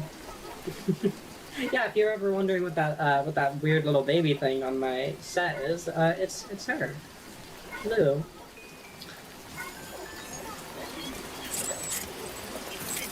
Where the hell was I? Yeah, we're trying to get all our family finances together so that we can have serious savings. Now that doesn't seem particularly realistic, but we still have to do just everything we can, and it's been really incredible watching how quickly we've all been able to completely restructure our lives when there was a real, tangible need to do so. I'll be the first to say I've always been kind of crappy with money. I've always just sort of winged it and worked on the philosophy of I will try to spend as little as I can, and it'll probably work out. I'm not going to screw myself over that badly. And because of that, I've never been particularly good at saving. Only now that I've got a family to look after, it's been really easy to stick to my budget rules, and it's been kind of crazy watching how quickly I've been able to, like, snap myself into shape. It's like the moment you've got that real tangible responsibility, suddenly you can just accomplish. Oh, they pull money? Who controls the money? Interesting, you fucking ask.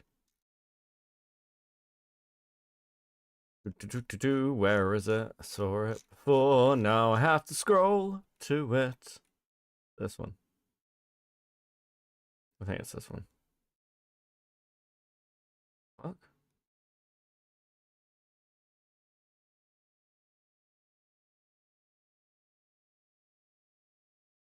Well, that's interesting. That's very interesting. The owner limits who sees their posts? That wasn't there before.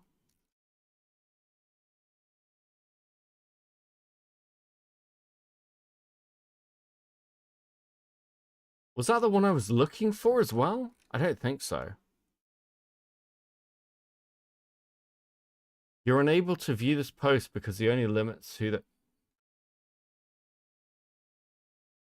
They went protected while I was live?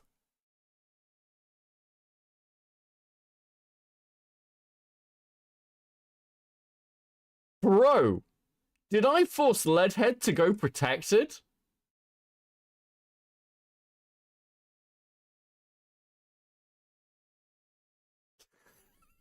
Sup,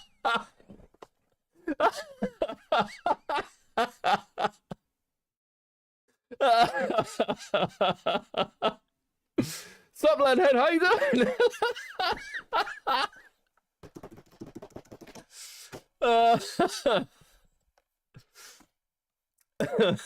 That's not very mature motherhood behavior, is it?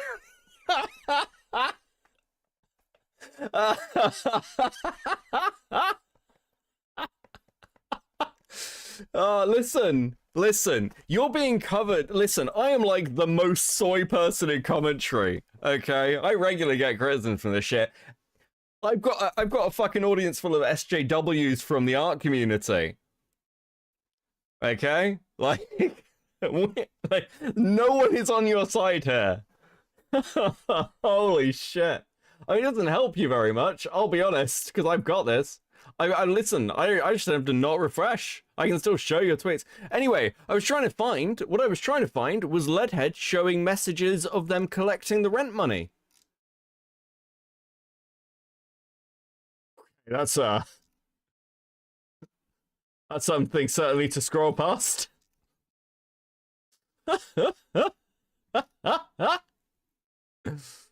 Okay, interesting.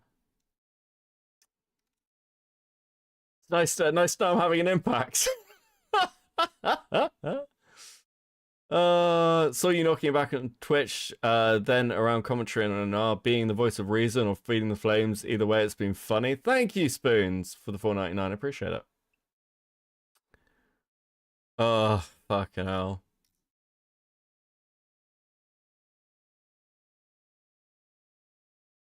By the power of anime. Listen, this one's interesting. Just found this note while I was cleaning. It looks like somebody in this house was trying to solve Jinjo's lock. Isn't that cute, guys? Isn't that adorable? Okay, I tried smoking pot. Listen, I'm just gonna listen. If you want to go protected, Leadhead, because I'm covering you, I'm gonna sit here and read your fucking tweets out of spite. Okay? Stop interrupting my fucking content. You chose to put your fucking life out there. This was your fucking choice. I'm respecting your wishes. But now people might look at this and go, it's highly fucking abusive. You've got an issue. Shocking. I'm so surprised.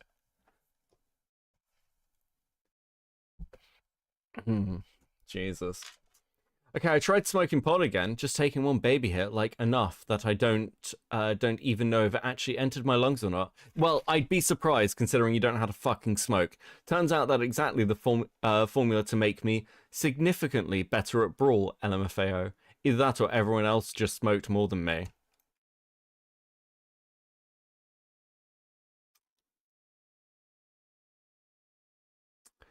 Interesting. I wonder if they'll start removing videos to stop me seeing them. I mean, I don't think that'll fucking help, to be honest. A lot of this seems to be on the web archive. What else we got? What else have we got?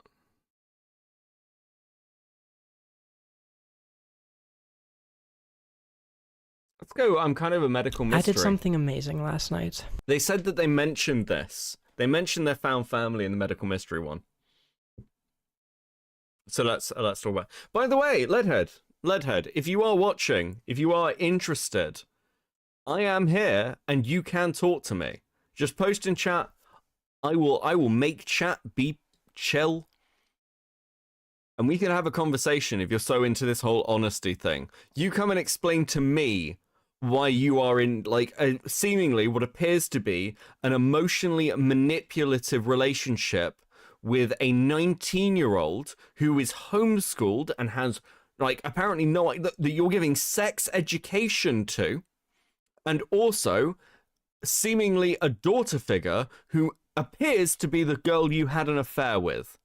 I'd be very, very interested to hear your perspective on these things.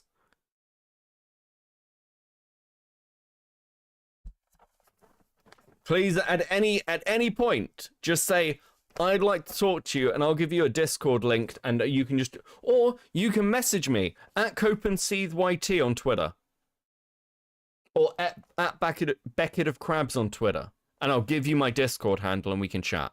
Okay? We can talk. It's fine. I'm here for that conversation. I will hear you out. I'm an asshole, but I am fair. Okay? And I am telling you exactly who I am.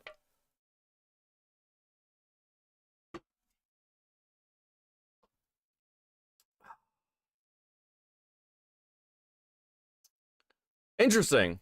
We know what you're doing. The moderator said she did not want to talk to you, and you are very bad, and commentary is all reactionary transphobes. We know and talked about it in the Discord. You know the other half of this channel is a trans woman, right? Like, transphobia accusations won't work here. The other half of this channel is a trans woman.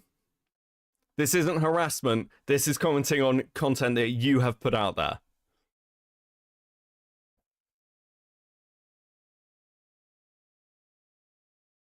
Hey, Penny isn't really interested in hearing about the drama. Thanks for sharing what you did. But please don't go any further to bring it to attention. That's fine. She doesn't have to talk to me. I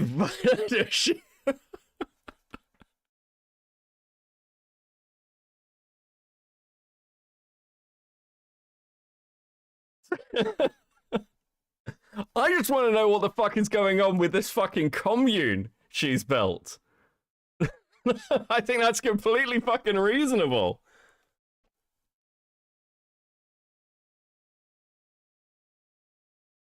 You can throw all the transphobia accusations you want. Please go ahead. But none of this is transphobia. It's to do with what appears to be incredibly aggressive, manipulative behavior of the people around her. I would be, and have said the same of straight, heterosexual, cis people on this channel. But it's a lovely accusation to make. You fucking cowards. And if you're defending this, by the way, for the community that's around this and is like, this is fine and we, like, have no issues with it. It's don't bring drama to us. You're defending somebody who appears to be having quite abusive relationships with people. Listen, I'm not an accountability channel. I don't fucking care. But if you think I'm not going to watch and laugh at this shit, you're out of your minds.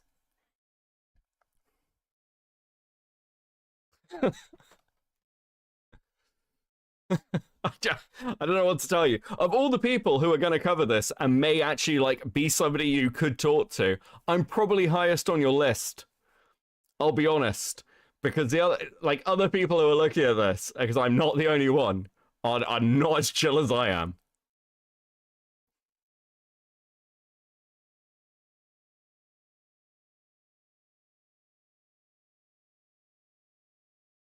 Jesus fucking Christ. This makes me think of Lily Orchard. Let's not go too far. Lily Orchard's, you know, a pedophile. I don't think... Leadhead I've got criticisms of. I don't think Leadhead's a fucking pedophile.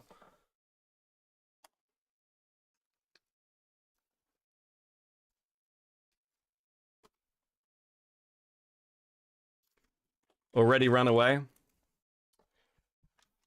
Pity.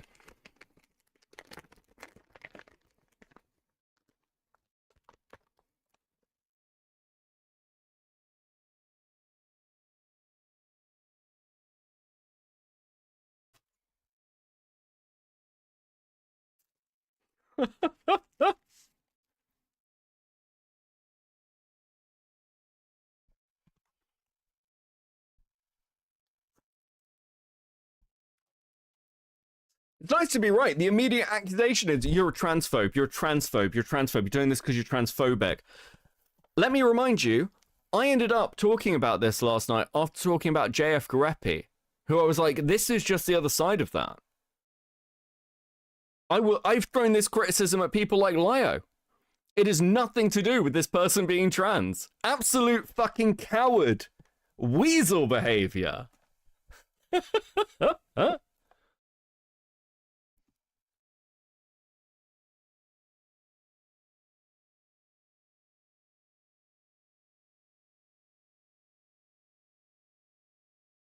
You put your life out there, not me. I don't know what the fuck. What else? What am I meant to say to that?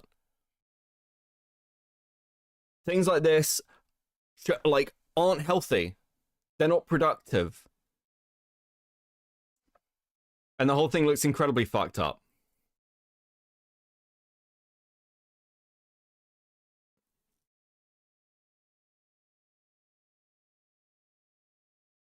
Transphobia. Fuck off.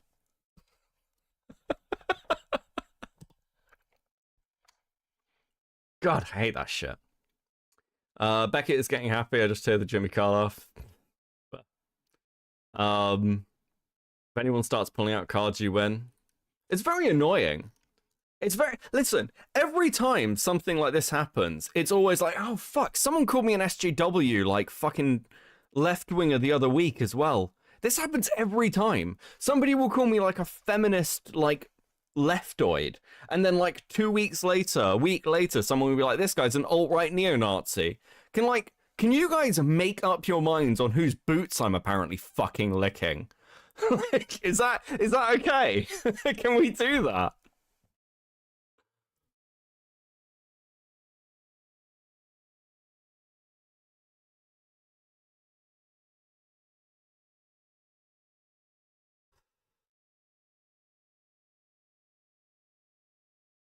I checked the irate channel, they're 17. Wait, what? Who the fuck is irate? What did I miss? If someone calls you a transphobe, it's your duty to not give a shit. I just don't like the deflection. Normally, I don't care.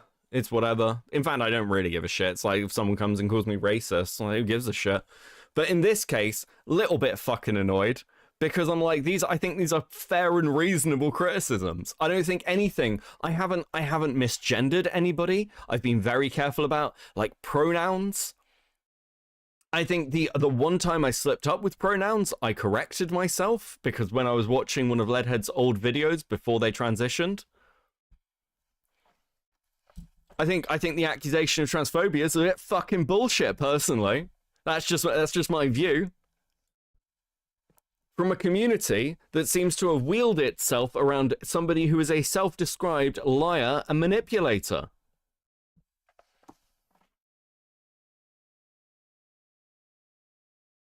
So what, our server is not 18 plus and we have a rule against digging up old drama for stuff like this?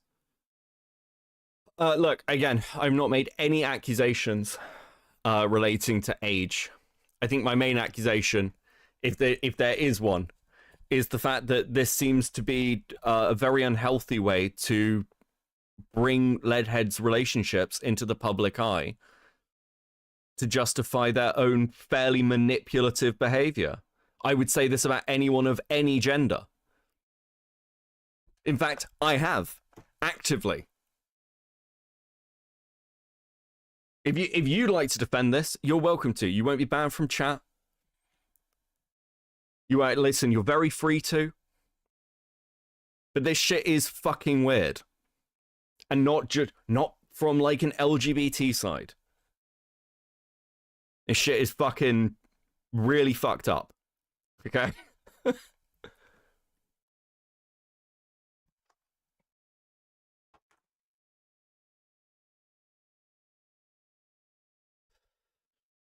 The kind of thing that should be brought to light. Unless you can show me some evidence that they're trying to recruit from their Discord server, I don't care about a fan base having under 18-year-olds in it. Okay. Nothing, like, Leadhead's behavior is manipulative, but nothing suggests it's predatory towards minors. It actually suggests that, like, the people we're talking about seem to be people in their real life. Okay, not people that they've picked up from the internet. That's my impression of it.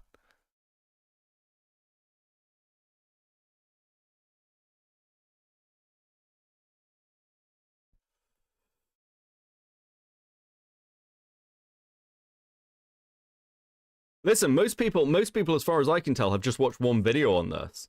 And then the more I've dug into it, the more fucking insane it is. I don't know what else I'm meant to say about it. We're gonna, listen, okay. Okay. Had a little bit of fun. I'm sure that's one of their Discord. I think the age regression stuff could just be a kink, and we have no confirmation that Alice is the daughter who she cheated on with or anything. Okay, irate. Irate. Chat. Simmer, chill. And if it's a kink, then it's still a conscious adult who's able of rational making their own decisions. Okay, here's the problem. Here's the problem. All right, I want you to actually hear me out. I'm gonna be just you and me, okay? The issue I am having is that the description in honesty is that these people involved, these 5 people, were Ashley, Penny, whoever, like, whatever the name of her partner is, the 19-year-old, and this 5th person.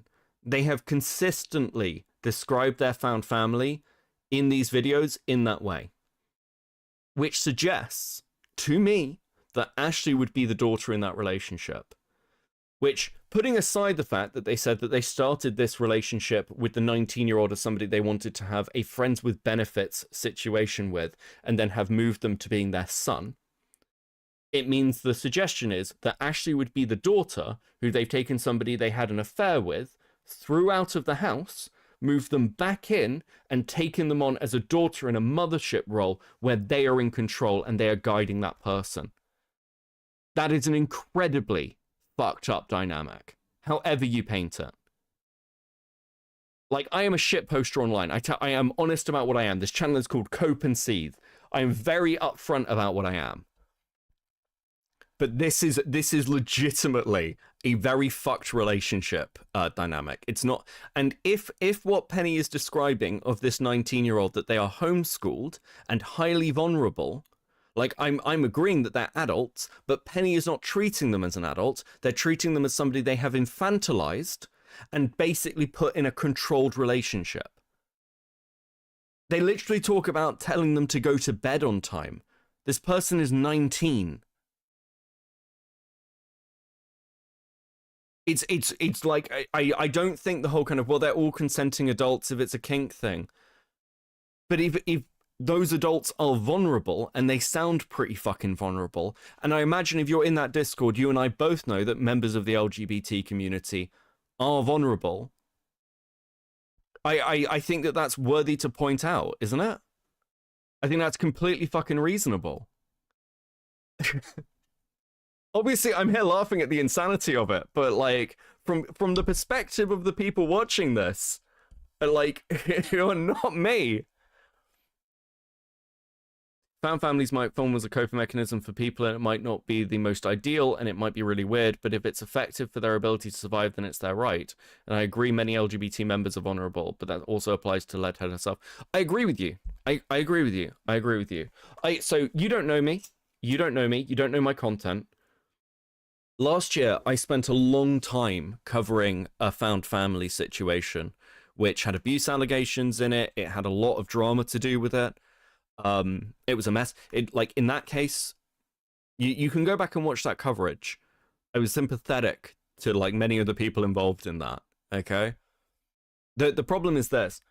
I don't think Leadhead, like, if you want like my genuine like human take here, I don't think Leadhead is like sound enough a position where this is like safe for people, frankly. I think that they are justifying what they are continuing to do. A lot of people in chat are very sympathetic to the girlfriend right now because that honesty video just sounds like Leadhead manipulated them into having an open relationship after they cheated, as they've slowly basically normalized their behavior to their girlfriend, who has like re-engaged the rest of the friendship group and turned it into a found family, which is fucking insane.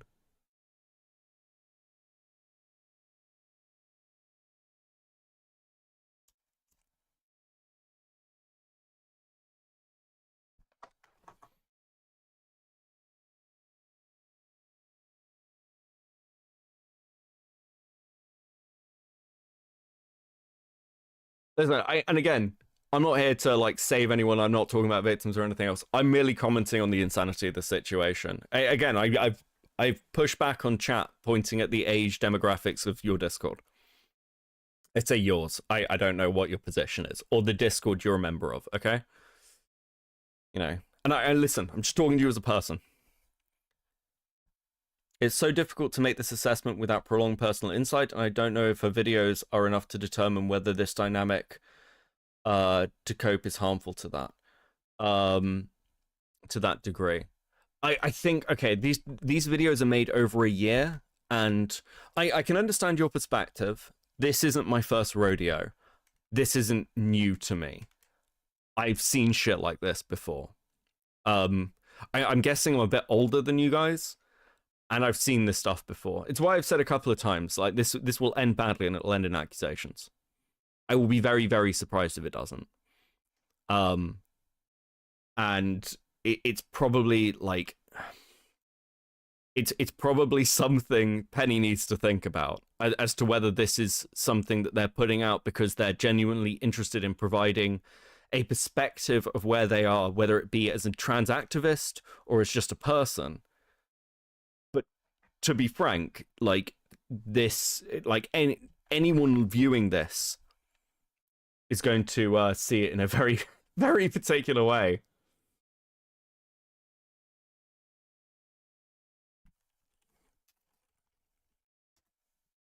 Let's see, Beckett is really fair. Thank you for the 5. Listen, I try to be. Listen, this is somebody who's come from the Discord to actually try and talk.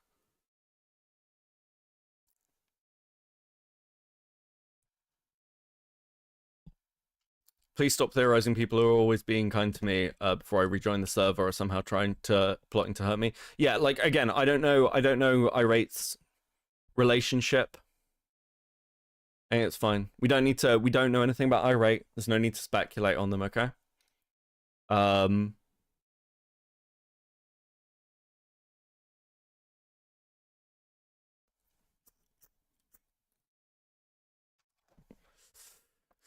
And if that Discord is just a community around Leadhead and their content, I think that's fine. I've had my criticisms of Discords before, which do this sex-positive stuff. I think that should be very carefully age-moderated, but I don't know what Leadhead's Discord looks like, because I haven't seen it. So I'm not going to draw those assertions, okay?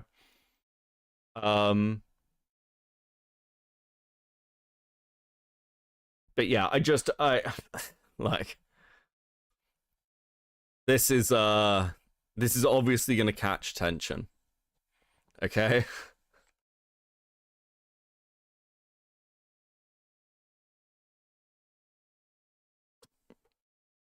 Okay, I can accept that. I just feel odd about making solid determinations on the topic. What you are describing could be coping mechanics that is not the most healthy. Yeah, I think, like, again, I describe it as incredibly unhealthy. It's very, very funny to watch through, okay? But it is very unhealthy. But when pointing to the intentionality of the content, it also seems to muddy itself with the intentionality of how she approaches this the dynamic. The problem with the content is this: it's highly scripted, but presented in a way not to be. Even if she's mentioning the script, it's like... Sorry, give me a second. And I don't know if she approached this with any malice or is any part of the group of people struggling to cope together. I think the problem is this. My impression of Leadhead from watching this content, which is stuff that she has structured, is Leadhead is somebody who is naturally quite manipulative and probably, like, I think almost by her own admission, like, pathologically lies and justifies it. The issue then becomes the fact of, well, this is going to be the most rose-tinted thing. So, like, let's take the stuff with Ashley in the honesty video. She never explains what it is Ashley revealed and why they handed their diaries over. She goes, well, I was honest about the affair. And then Ashley comes out and I was really angry at her. It, like, blew the whole thing up again. You know. They also describe I'm just going to show you this as well, just so you can see what I mean, okay? We're just going to go back to where the fuck is it? I think it's early on in this one. In fact, it is early on in this one. Give me a second. Let me just grab the transcript up. Bear with me, all right. Let's go benefits. Right.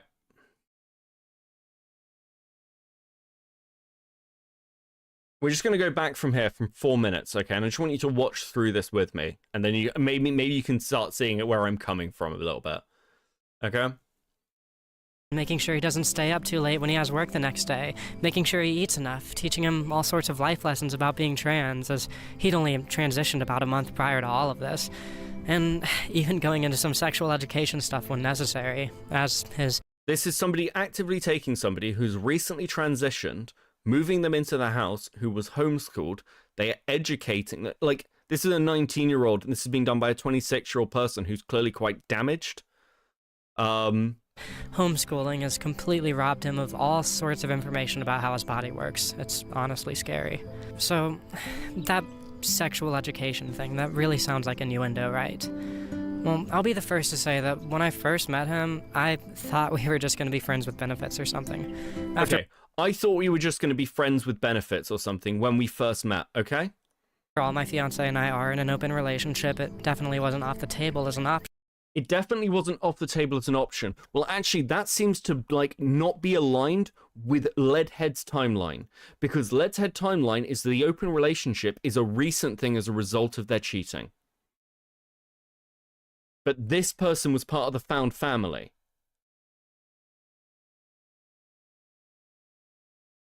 So this doesn't line up at all with what Leadhead is, like, saying or presenting with, like, their intentions or these relationships.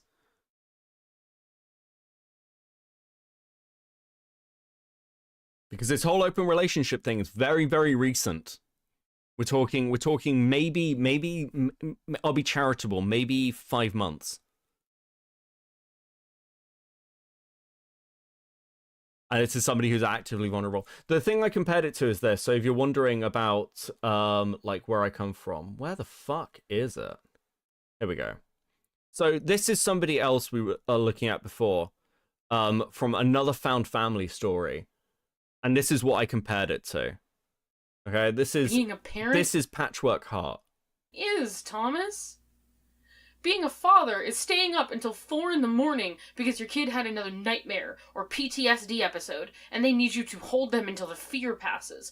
Being a father is learning all your kids' safe foods because they're autistic and have texture issues, and if they don't have safe foods in the house, they might not eat at all. Being a father is teaching your child that it's okay to have emotions and be emotional, but also teaching them how to regulate those feelings. This is like a heavily damaged person who themselves is in like a daughter relationship with somebody who's only like 5 years older than them. If that.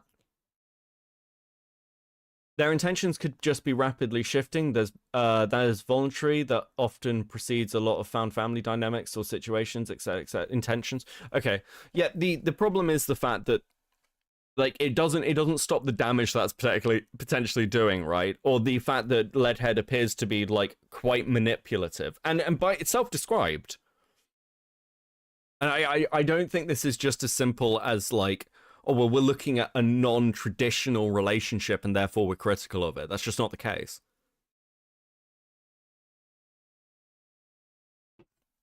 You know, I've got very old friends who I describe as like my brother. You know, I've known them since I was fucking a teenager. But this isn't that. This is basically bringing somebody in. It's like, I don't know if you're familiar with like the Final Fantasy house stuff. Like that's like being thrown up as a comparison, because this is very like this is building codependencies.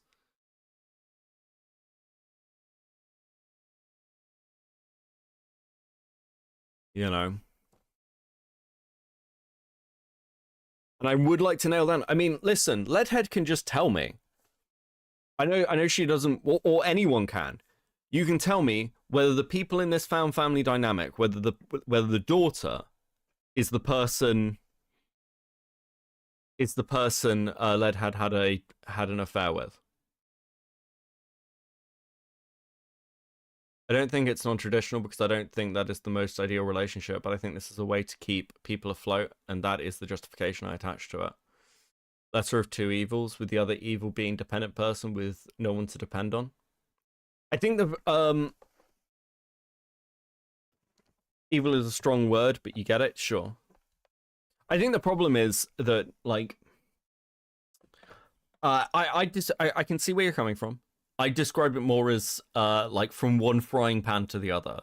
It clearly sounds like the relationship the son had with their biological family. And I mean, again, they're saying that they're only transitioning recently.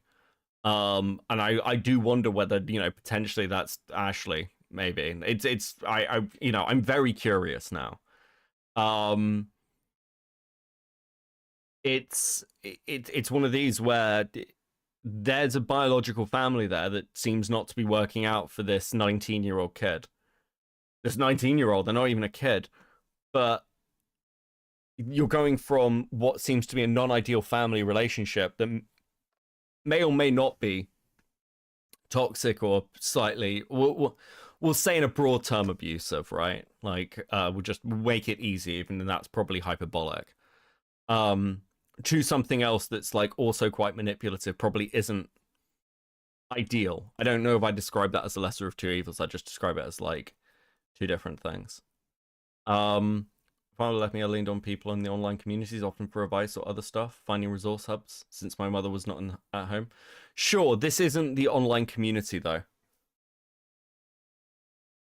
You know, there's part of the problem is, so I'm fairly aware of LGBT history. And like Leadhead compares this to like the old sort of like commune houses and things, and the truth was those spaces were really abusive. people justified it at the time, but they were abusive. And like talking to anyone, if you go and talk to people in the LGBT community in their 40s, for example, they'll talk about these spaces and be honest about what they were and that they were kind of fucked. I feel like you could have Ashley as a what if scenario, but emphasizing it right now might be not be the best approach because there's no confirmation around something that could make things infinitely odder. Sure, I am piecing this together, but I am piecing it together from Leadhead's description. And she's the one who's leaving those gaps open to us. I mean, again, she can fill in those gaps. If she wants to come out and say, listen, here's who those people are, here's my previous relationships with them, because Copenseed is questioning me and he's an asshole. She can do that. She doesn't have to, by the way. She doesn't have to do that. I don't expect her to, but she can, and I'll take that as read that she's being honest about it. But all I've got right now is a speculation on what these previous people's relationships look like and where they are now. That's all I've got. That's all I've got to go on. And and it seems from her own descriptions, which are scripted, fairly cut and dry. Because in the honesty video, she says that these people are their found family. And I can only look through the medical, I'm kind of a medical mystery video to kind of like piece together the other bits, because that's the other place it comes in. I think there might be something in the video about the hurricane. We acknowledge their abuse, and that abuse was not necessarily justified, but it was a product of societal expectations that were outside their control, and it was by all means a way to try at least attempt to grant some assistance. Yeah, I don't disagree with you there. Like, again, like lots of things are non-ideal. My concern is the fact that Leadhead seems to be idealizing those situations as she herself recreates them. Do you see what I mean? It's like, we can accept that they weren't ideal situations and bad things happened within them, so we don't want to repeat them. Leadhead is looking at them with the rose-tinted glass as she replicates them. The broader situation is, of course, find better resources and societal change that can accommodate that, but that is completely different background. Sure. But I'm going to be focused on the present of what's currently going on. Because that's again all I can do, right? That's kind of the reality.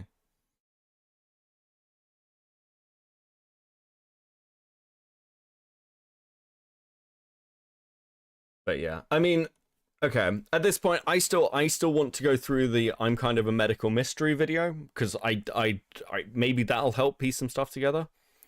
And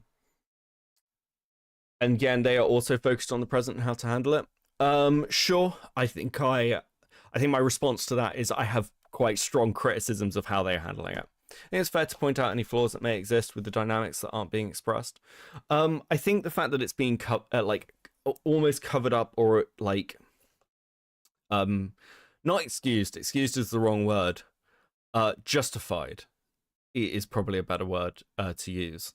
Part of the problem is, and this is again something that I'm probably more aware of as an older person, when you're in relationships, especially when you start bringing in outside forces, like people, I don't know, you may be more familiar with a scenario like it's family, like, well, you know, I spoke to my sister and my mother and they say that you're in the wrong, right? You bring in those outside authority forces to kind of pressure a partner into backing down. Well, Leadhead's posting this to a large community who'll defend it or support it with comment sections. Now, I don't know if they're doing that, but how tied in they are to their content and how much they're tying their family dynamic into their content suggests that they would be.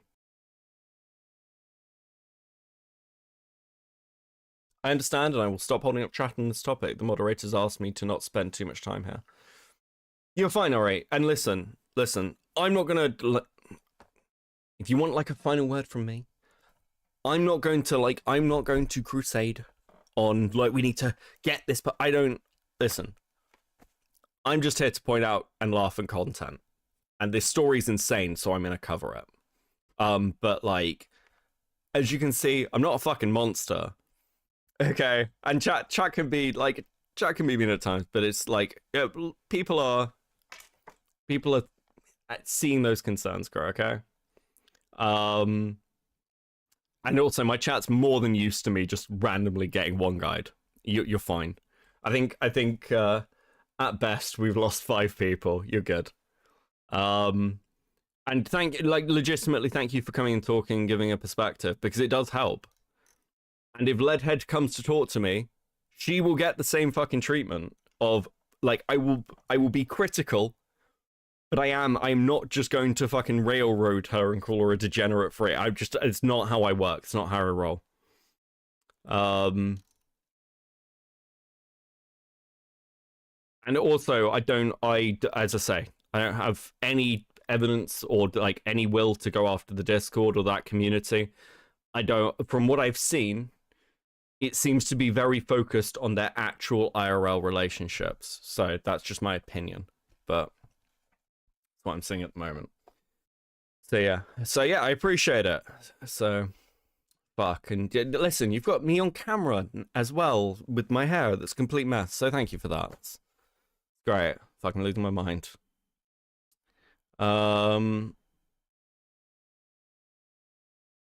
We'd rather cover it completely than leave shit unsaid. Yeah, listen. I'd rather hear from Leadhead than kind of or like somebody else who's like more involved, because that's, you know. And I'm not like jump on stream, get on stream. I'm not gonna do that to you. Okay. Nor am I going to pressure anybody. I've suggested Leadhead is concerned. They talk to me. No worries, alright. Have a good night, okay? Have a good night, alright. And if you wanna hang out and chill around chat, please do. You're very, very welcome, okay? How many sleep calls did you have with Jar? None. Ever. God. Fucking imagine.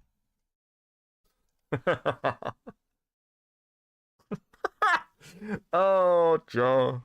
Simpler times. Okay. We good? If Chud is fair, Beckett is plain nice. Thank you. Listen, I get enough criticism for that. Chud can be nice as well. Don't get him twisted. Chud can be very nice. Okay. Right, we're gonna have a look at this one. I'm kind of a medical mystery, it sucks, because this is the other video they referenced as talking about their found family. We're probably gonna look at the generational trauma one as well, because I kind of want to fill in some I want to fill in some timeline gaps. So this is 4 months ago. I took my girlfriend up to a fast food restaurant, and then later in that same night, I drove up to my parents' house to get a piece of mail that I needed. And then I stopped at a gas station to get some late-night snacks for my friends and I. And I even talked to the clerk at the gas station about a JoJo's tabletop campaign that I've been planning with everybody since I overheard him talking to another customer about anime. I came home to resounding congratulations from everybody in my life, and I went to bed with this immense sense of pride and just a fire in my belly that I carried up to the moment that I wrote these words. By the end of this video, I think you'll understand why this was such an amazing accomplishment for me. Here's your content warning, though. Sister Godiva, welcome to Coping. How you doing? 07. Beckett never sleeps, so how could I have sleep calls with Jar? This is very hurtful to my insomnia, guys. If you get empathetically nauseous from hearing people describe their experiences with drugs or roller coasters or anything like that, you might want to skip to this time code. I'm about to describe the worst thing that's ever happened to me. The moment that's had a bigger influence on my life than anything I've experienced in my 26 years. Bigger than transitioning, bigger than finding love or a new family, bigger than anything. While I'm speaking candidly, I'd also just like to say that no, this is not the video that's going to be cutting into me deeper than anything I've ever made before that I teased in the last video. You'll know when that one starts. So, about I can guess. 8 years ago, I was playing Grand Theft Auto 4, and suddenly I felt a little bit nauseous, and I literally preferred Beckett rambling to this bitch talking. What the fuck? I don't know how to feel about that. Listen, I literally preferred the streamer whose stream I'm watching talking to the watching the video bit. Thanks. was just sweating like a pig. I went outside to breathe in some of that cold winter air, and I decided to head to bed early that night. Of course, I needed a shower first on account of all the sweating. As the water in the shower warmed up and the bathroom started filling with steam, I collapsed to the floor. I hadn't passed out, but I was just extremely dizzy. My vision was spinning in a way that, ironically, I can only visually compare with the GTA 4 drunk camera. I'll shrink it down here so that you don't have to get sick too. It was comparable to the way that your vision spins when you're just blackout drunk and you're right about to cross the threshold into not remembering anything else that happens for the night. That's a rough situation. Hey, let's see, for 8 months, what is this? I have literally no fucking idea. But when you're that drunk, it's pretty easy to just shrug it off. Listen, this is probably gonna show my, like, fucking shit gamer card, but, is this, like, fucking... It sounds like... What's it called? Oh, fuck. How can I not remember? The FromSoft game, before Dark Souls. Jesus. Kingsgate. Is it Kingsgate? Am I going fucking crazy? Listen, watching these videos is like robbing me of gaming knowledge, ironically, for this. No, it wasn't Demon Souls, it was before Demon Souls. Kingsfield, there we go. It reminds me of Kingsfield. I wasn't so fortunate. I was completely sober, not even any weed in my system. I reached over the tub to turn off the shower so that the steam would stop, stripped off what remained of my clothes, and You mean lied there Bloodborne? desperately pressing every possible inch of my bare skin against the cold tiles of the bathroom floor for what felt like an hour. I hate only you ever guys, you're so moving to unhelpful. crawl to the toilet to throw up or to throw a towel over my back for a minute or two. As hot as I felt, I was freezing cold.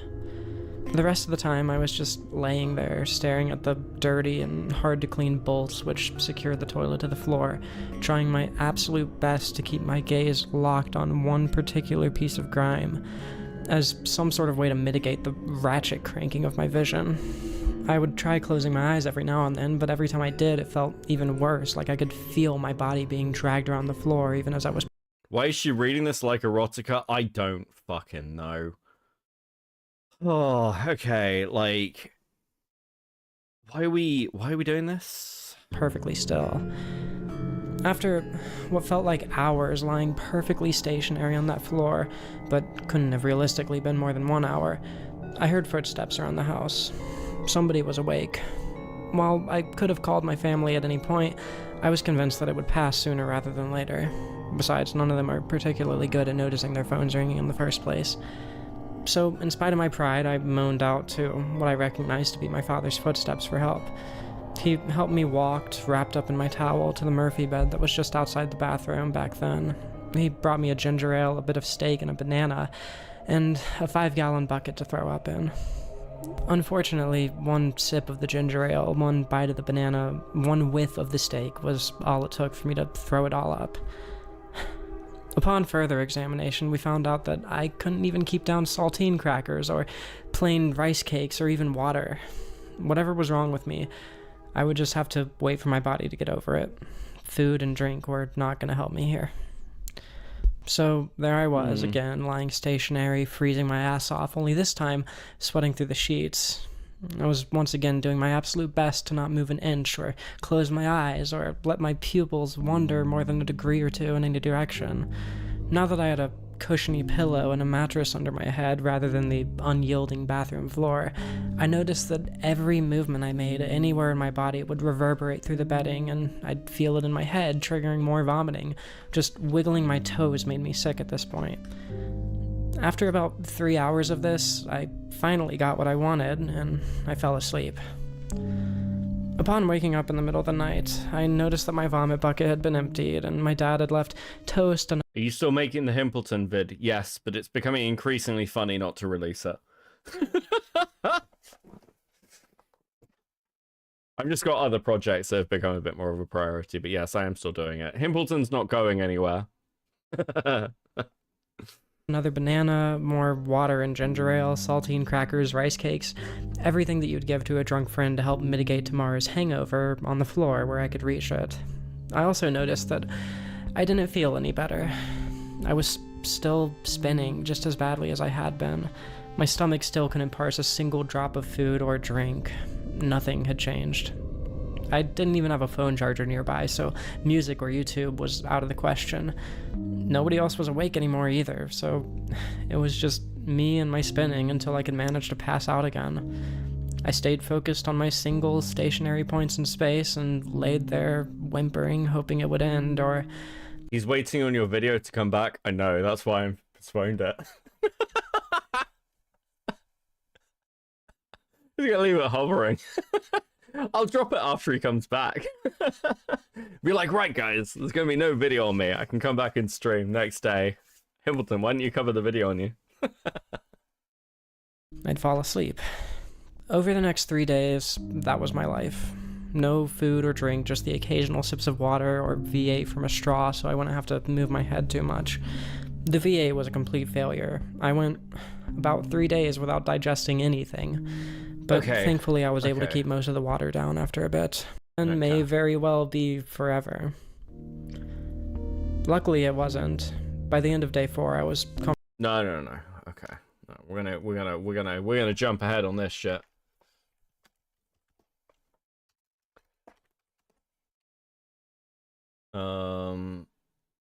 Right. So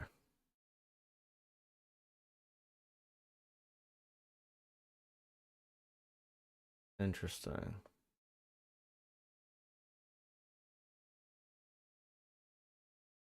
feel like a useless, disgusting slob because lately about a third of my waking hours, literally all I can do is lay down on the phone, talk to people, and look at my phone.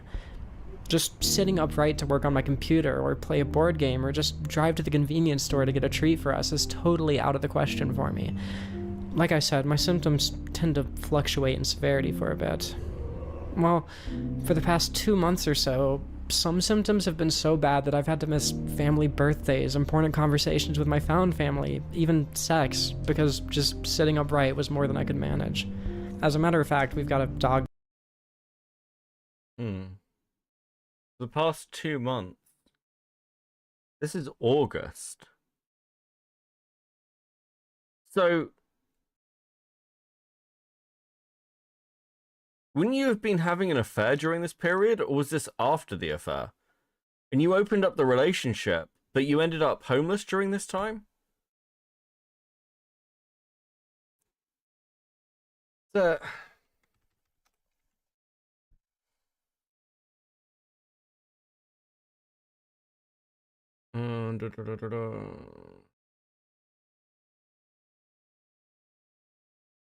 A biological family, my biological family.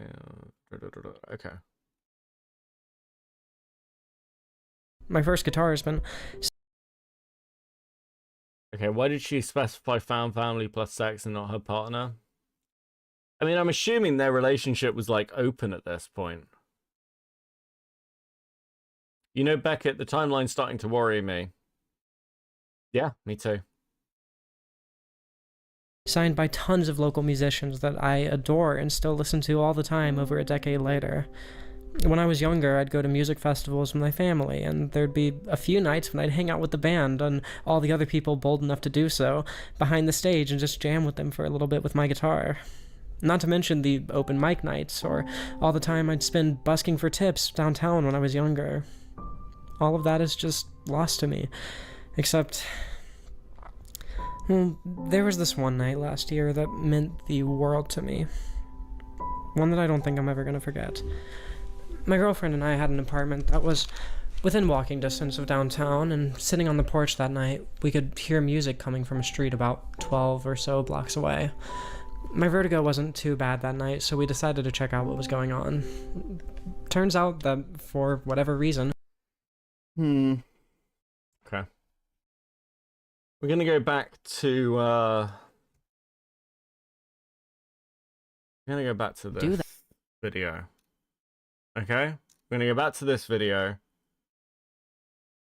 and see if I can piece some stuff together. So,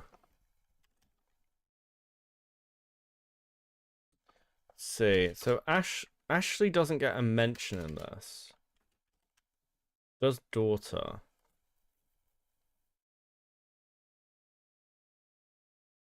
It seems like the $2 to the video that may or may not be real. Thanks, Chris. Ta, appreciate it. better I feel about our situation, the more stressed my daughter is. Last night, we were trying to get up to my parents' house to tell them that we're okay and make sure they're okay. Luckily, we were able to find a path and make sure everybody was safe, but on the way up their road, we managed hold on. Get to share them with a fiance who finds just as much meaning in them as I do. I never thought I'd feel this much love from so many people at once. I never thought I'd go camping again. Do people know who Rusty is? Like, Rusty did a video where he, like, basically pretended to decapitate himself with a guillotine and then disappeared off the internet. And, like, I get real fucking similar vibes with this shit. It seems like the better I feel about our situation, the more stressed my daughter is. Last night, we were trying to get up to my parents' house to tell them that we're okay and make sure they're okay. Luckily, we were able to find a path and make sure everybody was safe, but on the way up their road, we managed to get service again. We immediately pulled over to send all of our relevant messages to all the folk who were worried about us, and I sent out a tweet or two letting all of y'all know that we were alive and safe. When we got to my dad's house, we had our prayers answered. We were hoping that they'd have power and we could take... Okay, that's one mention of daughter.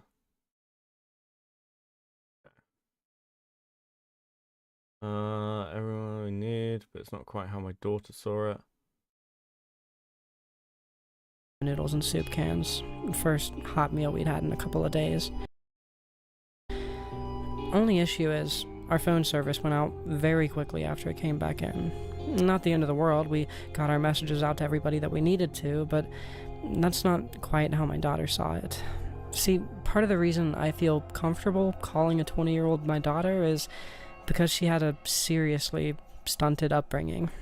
She was in an online school up until she graduated and lived out in the sticks, so she never really had the means to make too many friends in real life because she lived in such a secluded place and spent the first 16 years of her life with no social company but her abusive uncle and her grandma, who was well past the end of her rope at that point.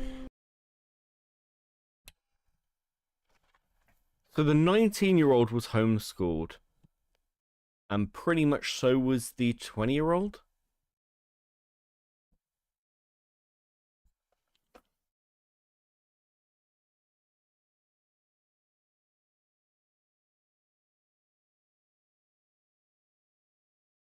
Totally not take. Yeah, I need to know where Ashley fits in this. That's not a reason you should feel comfortable calling your daughter her your daughter. Yeah, listen, morale's fucking stunted. I'm not calling him my son. I'm gonna start doing that now. I'm actually gonna start doing that too. If he phones me during stream, I'm gonna be like, "Hi, son, how you doing?" My little morale. Cool. This is a normal streamer relationship. Totally normal, guys. Totally normal. I need to know whether this is Ashley. I need to know whether one of them's Ashley. So I've got two questions in my head. Either Ashley is the fifth person, and for some reason they're still referred to as the fifth person switches, which is a possibility, but really fucking weird. I'm actually not sure I believe that. So I think Ashley is either the 20-year-old, or Ashley is the 19-year-old and they transitioned. That's my guess. But my leaning is that Ashley is the daughter. Chibi Beckett is afraid. Chibi Beckett is afraid.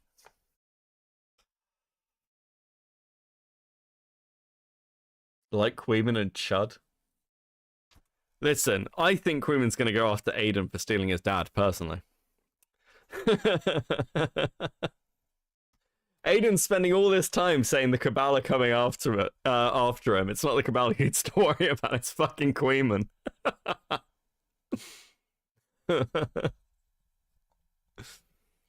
Queeman said, I saw something where Queeman said to Aiden, it was like, listen, I don't answer other people's messages. I answer yours, Aiden. And I was like, firstly, you little fuck.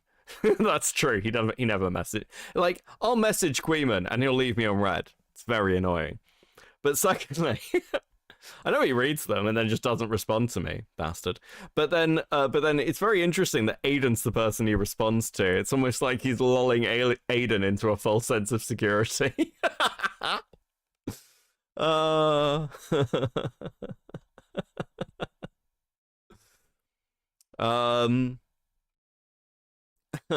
Chris the Narc is the Rat King. That's true.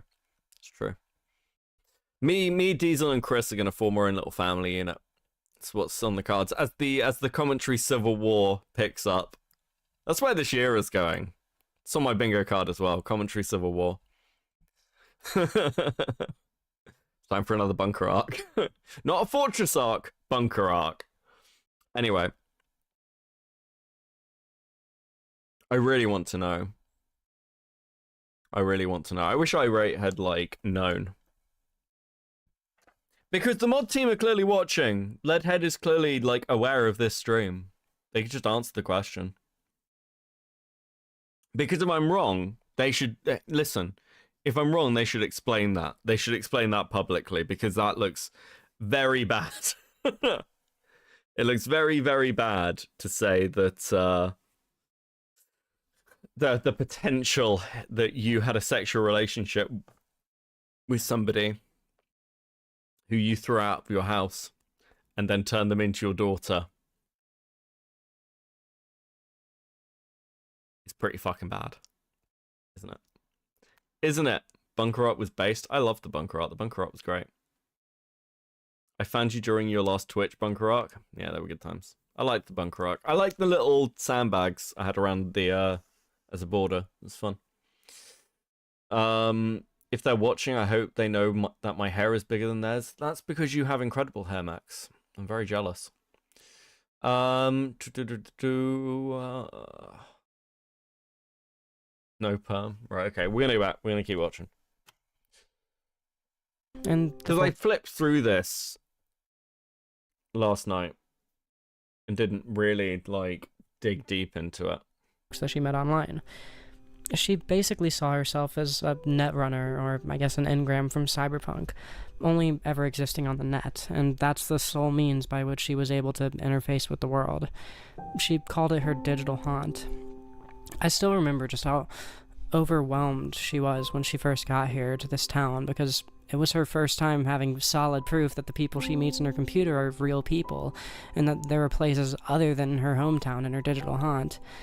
This experience has shown me just how badly we need to start working with her on all of that. First thing this morning, she told me that her and my son planned on driving up north, basically just aimlessly searching for propane and cell service. Mind you, we've been getting service in and out ever since last night, and we've got plenty of propane to last us the next 4 or 5 days by my estimate. So, in my morning grouchiness, it seemed to me like... Wait, hold on. So they met online? And you brought them to the place that you lived and moved them into your house. Right? I mean, that sounds like Ashley. That sounds like, again, reading between the lines, firstly, that's fucking crazy. But secondly, that sounds like Ashley.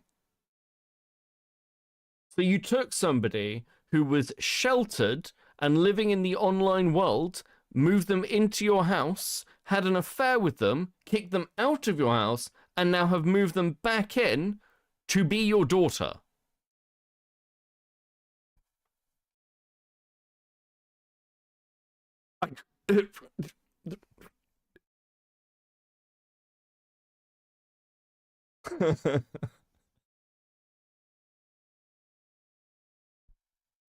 Listen, if Leadhead's mods are still watching this, do you not see the issue with this? Do you not see how fucking wildly insane this is? What you are seeing in me is a normal human reaction to being presented with some of the most insane information imaginable. That's what I'm going to blame on my hair becoming increasingly crazy as this stream goes on. I need to cut it. I need to cut it, guys. Oh, okay. I think I'm going to get the fucking clippers out tomorrow. It's either that or they have a habit of finding vulnerable people online to move in. As Chris Hansen would say, whoa. Yeah, thanks for the tea, Karaz. Well, it seems like I missed a wild stream, only joined like 10 minutes ago. Oh, it's been wild. Leadhead Discord has been talking about us. I'm flattered. Oh my god. Okay. Carrying on. She was planning on potentially getting lost up north just to send out a few more texts. That isn't really the full story. As I said, my sleepy, grouchy mind kind of oversimplified the situation. I know that there's a lot more going on in her head when she's making these plans than that, but I snapped at her a little bit, and I feel... Don't go and join the Discord. Do not go and join the Discord. Do not go and join this community and harass people. I don't care whether the Discord is Patreon only. Do not go and join the Discord. There you go. That's my statement. I don't think they would have a habit of trying to do that. They never did it to me, and maybe they knew each other in the past. Yeah, possibly. Possibly, alright. Like, obviously, again, I can only piece bits of this together, but this sounds like Ashley, and I think that's my core point. Everything about the daughter is pointing to it being Ashley from across all the videos, and I think that matters. Do not go and join other people's communities who I'm fucking covering, okay? I don't mind, like, laughing and shit, but fucking hell. It's not necessary, okay? But especially, it sounds like that Discord community is fairly insular, and it's very support groupy. So, yeah, don't go and fucking start asking them questions. Leave them alone. The only person who is relevant to talk to me... I know you don't, Wicked, but I do need to say it. The only person who, like, is relevant to, like, kind of talk to me on this is Leadhead herself. That's it. The Discord is just doing Discord things. And I understand what it's like when a commentary streamer covers you and is like, what the fuck are you doing? Okay? I get the mod's concerns. So I'm just trying to show the best faith I can. Just leave the Discord and the mods alone. Okay. Don't need to worry, I don't use Discord. Yeah, look, I know you're all very good. Okay. I'm just reminding you. I'm just reminding you. Super bad about that. I suppose I should just be happy that the kids didn't decide to just leave without telling us like they did attempting to go to work the day before. It's a bad situation, though.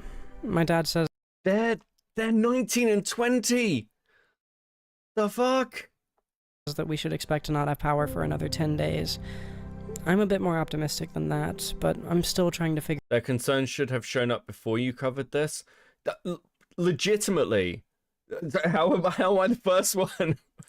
I'm not the first one pointing this out. I'm probably the first one to have dug this deep on it out of the commentary community, though. For the goal, when I first saw this person on Chud stream, I thought this was another video game SES to transfer pipeline thing.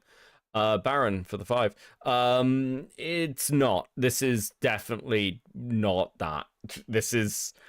I would have exactly the same things to say about this person regardless of their gender. In fact, last night I compared them to JF, who's like an alt-right fucking neo-Nazi. Like, again, the patterns of kind of controlling behavior are very, very similar.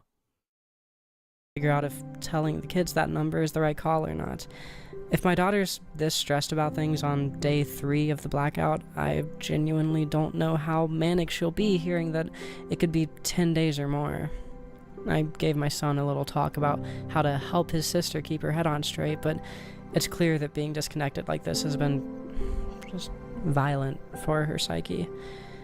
There's a lot of specific trauma for her centered around the people she grew up with all flipping off all the breakers to get the upper hand in a shouting match, so being without any light is something that's really triggering her anxiety. It's something that's got to be handled with a lot of care and over a much longer period of time than this destruction is hopefully going to last. Resupplying on food is going to be an issue we have to address, though. I'd like to think that if we can keep it to one hearty meal a day, we'll be able to stretch our resources long enough that we can wait for the supply chain to restabilize a little bit, but we may very well have to loot that dollar store, like I said. With all the card readers down all over town and the last of the cash money having been spent, it might be our only option if it stays like this for a couple more days. It's far from the end of the world if we do end up having to loot some food and candles that were just going to be thrown in a corporate dumpster anyways, but the name of the game is... What? What? You can't be like, listen, we need to be the responsible parents. Let's go looting. Fucking... Come on. Just not taking any unnecessary risks, and there's definitely some risks involved with looting. Like the night before with the stars, the night of day 3 was really fun for me, though. When my dad was heading to bed, we saw that he had a fire going outside with just enough embers to potentially start it up again, so we put about an hour's worth of logs on there and just enjoyed the warmth for a little bit. Talked to the kids about camping, and our poor girl was adamantly opposed to the idea, seemingly traumatized at the prospect of being off the grid even for a night.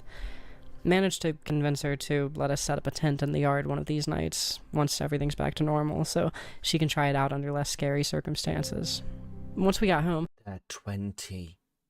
They're 20, and I'm 90% sure you had an affair with them.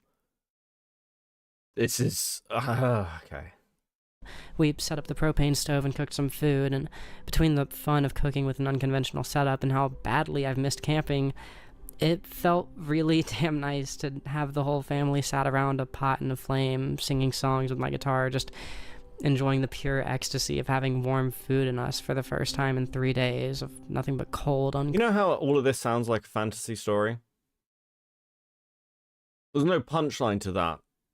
I'm just pointing it out to you. cooked food. As wholesome and loving as the whole situation felt to my fiancé and I, it was clear that my daughter was incredibly anxious about it all, though. I really, really hope she feels a bit better tomorrow night, but her anxiety's so bad, even when everything is normal, that I can't help but worry she's convinced we're all going to be dead by the end of the night. Okay. So... right. Okay. Kids feel like they had that familial love. Dad was showing my son how to poke at the fireplace, just like he did when I was a kid, and listening intently as my 19. They're 19. They're 19. They're 19. They're 19. Holy fucking shit, they're 19. daughter info dumped to him about her creepypastas and her writing. It really was just the sweetest thing ever. I even heard my son say yes sir to my dad a couple times. And of course, on our way to go out and bring the cigarettes to my fiance's work, he hugged my parents, calling them grandma and grandpa. My daughter even said that my dad was, quote, everything she thought her uncle was when she was a kid. It was the first time that I'd seen my daughter smile since this whole thing started. In spite of her chronic anxiety, she looked totally relaxed, sat by that fire with my dad. More relaxed than I've seen her in, like, over a year, to be honest. Over a year, to be honest. Okay, so that would strongly suggest that this person is part of the found family, and you moved them in after all the drama of the cheating affair. Look, again, I'm just making notes here. I'm just pointing them out as they fucking happen, because nobody will confirm or deny. So I'm just playing the puzzle game. My son has always been really on board with the found family stuff, with us being his moms and helping him mature and learn to handle adulthood. But this was, I think, the first time that my daughter really started to see that there isn't just security, fun, and trust in family, but love. Obviously, she knows that we love her, but I think her preconceptions about herself have made that really difficult for her to accept. This time, though, it looked like she could really feel the love coming from these new extensions to her family. Seeing how happy my fiancé was with the giant bag of sweets and cigarettes I gave her at work was just the icing on the cake to my day. Day 4 started out really rough, but man, it ended incredibly. We even got gas. Okay.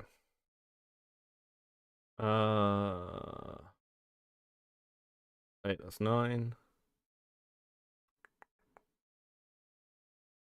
Where are we at?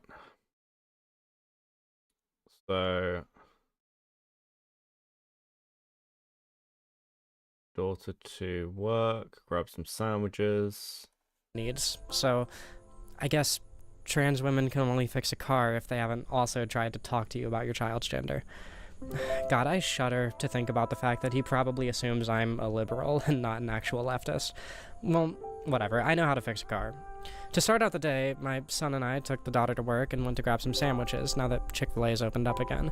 Then we got to work on his car. Teaching him how to change his brakes and being able to have that classic experience of asking my kids to fetch tools for me was yet another super sweet feeling. We got the brakes on, and during the How much time do you spend fixing this kid's car? Like, what the fuck? What the fuck? I mean, this is clearly like a form of escapism. situations I've been Okay, in. this is like going back to the sun. Washing my son's hair by hand with nothing but a cup and a lot of water. My fiance holding me in bed as the shadows surrounding us crept closer and closer with the flickering of the candle. Watching our daughter get more and more comfortable without the internet. Seeing the night sky blackened like nothing I'd ever seen in nature before the absence of electric lights. And Okay. That seems to be the last mention there. So the only one left is this. Fucking holding hands with a cute girl and overcoming generational trauma. You know, I don't hate ContraPoints. I don't watch ContraPoints, but I don't hate ContraPoints. But I do feel like ContraPoints has been a net negative. Okay. This is a fucking LARP. Coming from you, Jack, Mr. fucking, like, aged communist. That's a bit of a statement.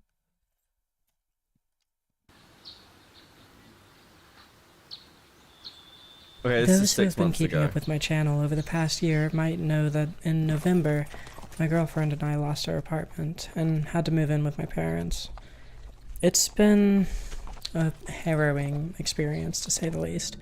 We've got an extremely small amount of space to call Is anyone other than me still hung up on the 19-year-olds are being treated like children? Is it just me, like, there's nothing inherently wrong with it, but it's just really weird? Like, I'm not saying it's unethical. I'm just saying it's not even just that it's really weird. It's clearly deeply manipulative. You're putting somebody in a position where they are, like, being forced to rely on you as the authority figure. our own, with my computer and hers taking up space in what amounts to about 42 square feet after the bed is accounted for. Since November, I've been filming these videos in a little storage room. Wait, since November? This was July.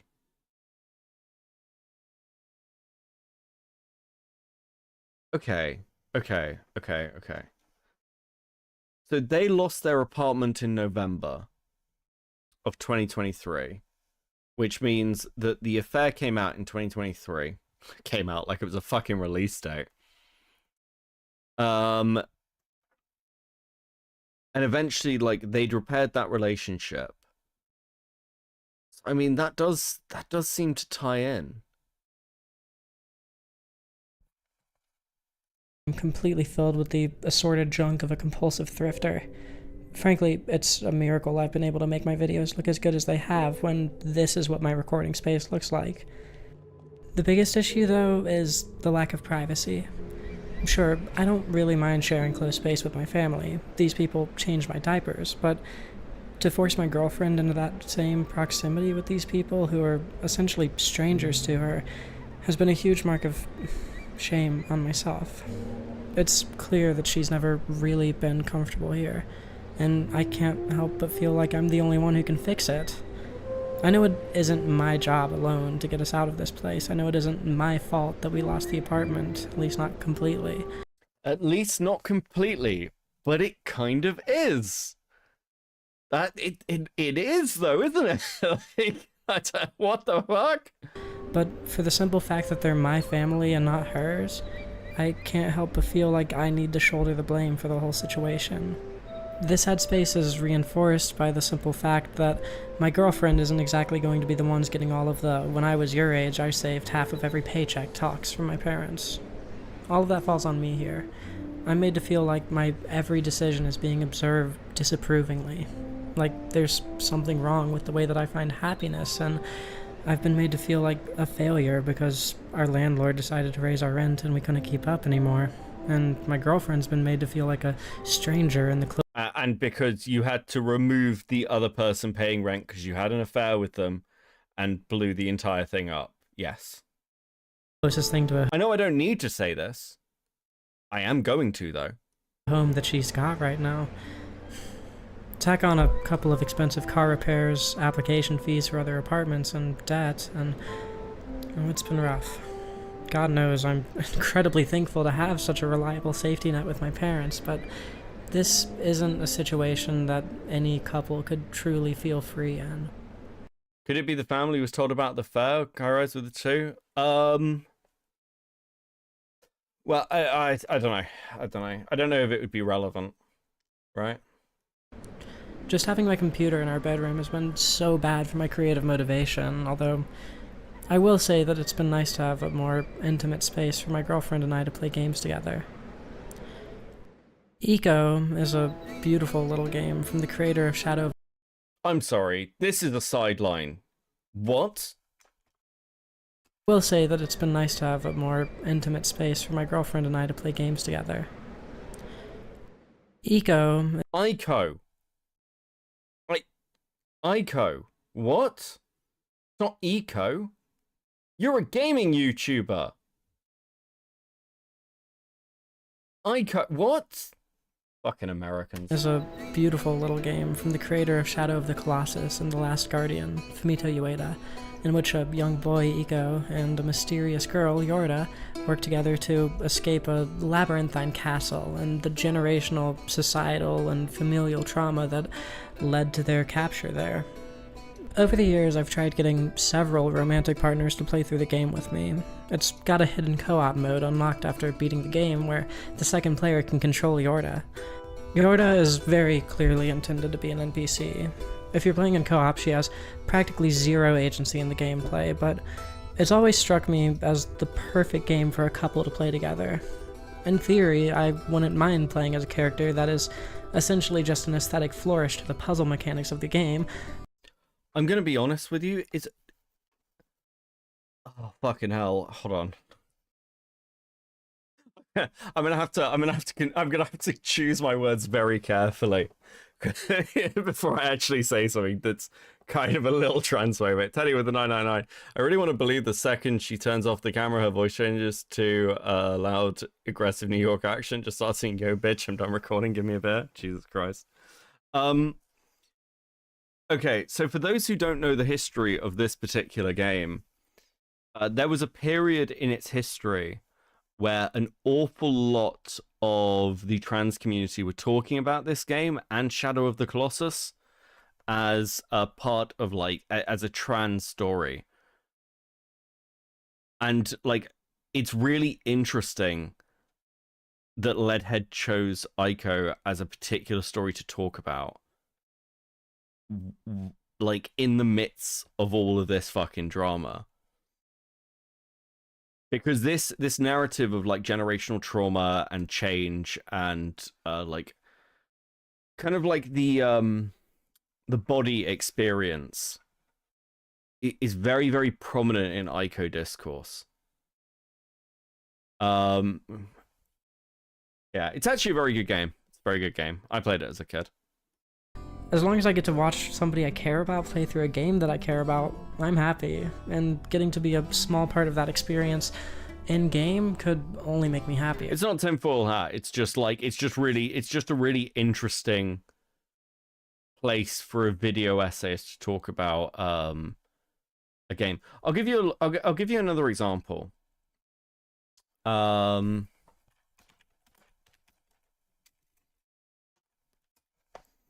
We go pathologic. So most people will be aware of this review by H-Bomb. Very The economy. This is, in my opinion, H-Bomb's best video. I fucking love this video. But there is another person who did like a video, and it was Codex Entry. They did like this part 1. Okay. A Steam drama. I'm gonna go to about here. If YouTube wants to work, it'd be great. Good evening, ladies, gentlemen, and all those who exist in between and outside. My name is Ryan Seals, and I'm the program director here at the Codex Entry Theater Company. We are gathered here tonight for It's a very particular style. And then we hit... Is this the second one? I believe so. These are very good videos. I want to be clear. Codex Entry is like, if you don't want to watch H-Bombs, go and watch Codex. In fact, actually, just go and watch Codex's Entries videos on Pathologic. They're very good. But midway through recording, like, because these are like a year apart, Codex transitioned. And there is, if I recall correctly, there is more in this video, like, about their experience and how this video game has like an impact to them. And like we talk about like the pipeline shit. But this is like an example of how you can see video game SES in particular inject partway through. What's the other one? Fucking whatever it's called. Like the one with the blue head chick in the camera. I never played. But also has like a lot of discourse around it for this particular community. Okay. Anyway. Codex Entries, if you want to watch them about Pathologic, very good. Okay. However, because all of my exes have been lame as hell, I've never gotten to test this theory. Every time I've tried, they've all wound up putting the game down after the first 30 minutes or so and just never once giving it a fair shot. But fortunately for me and my overly romanticizing mind, that finally changed. After years of trying, I finally got a partner who can appreciate us. Yeah, I mean, like, my experience of, like, my trans friends is essentially, it should not be the core focus of who you are. And again, like there are societal elements and everything else that kind of forces it that way. But the ideal is that this isn't like a core thing that's like super fucking like the most interesting thing about you. But I don't think the whole like core the whole internet focus helps people. It just locks people in echo chambers. I said this when I was covering the Danky Jarbo shit. That you look at people like Katie, who are building like this community which really revolves around her own stories of abuse and attracts people to watch that content who themselves are victims of abuse. And that's actually very, very unhealthy. Why do you need more than 30 minutes to test that? What I would mention is that this is all bubbling around the time The Matrix was revealed to have been a metaphor by the director for transgender beliefs. Yeah. I mean, listen, people are going to communicate their feelings through art. Like, that's fine. I just think it's very interesting that the same, shall we say, themes or like media products are like that become the focal points. Is kind of like what I'm alluding to. I think I'm having that thought in real time, so I'm kind of jumping around a bit. So if you're not following me, it's not your fault. It's because I'm tired, and I myself am self-admittedly jumping around. A slower paced, more thoughtful game. And as a result, I got a chance to engage with one of my favorite games on a level that I never have before. And I saw a side of the game that I hadn't seen before as a result. So this is Go. Holding hands with a cute girl and escaping generational trauma.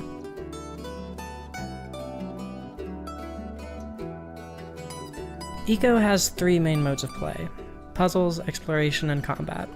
Exploration and puzzles are pretty self-explanatory, but the combat mechanics work a bit differently than most games here. Eco himself, the player, is never the target of the enemies. The Shadow Children only want to capture Yorda. They grab her whenever you let your guard down or are distracted and try to carry her off into these portals. The enemies will attack you, knocking you down for a minute as a way of running interference on you, but they can't kill you directly. The only way to get a game over is to let Yorda be captured, to fall off a cliff, or to get yourself killed in an explosion during a bomb puzzle. This creates this sense of comfort when you're close to Yorda. The closer you are to her, the less likely you are to not be prepared if she gets grabbed. In the same way that, for instance, I feel a lot safer when walking down a sketchy street if I've got my girlfriend with me. The closer you are to Yorda, the less likely you are to get a game over.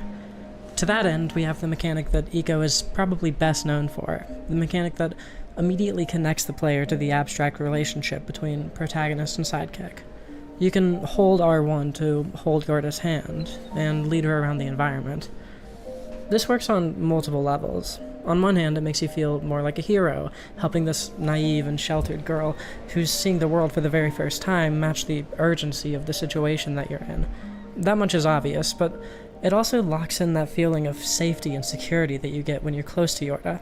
It's the final piece that makes the combat mechanics make sense thematically.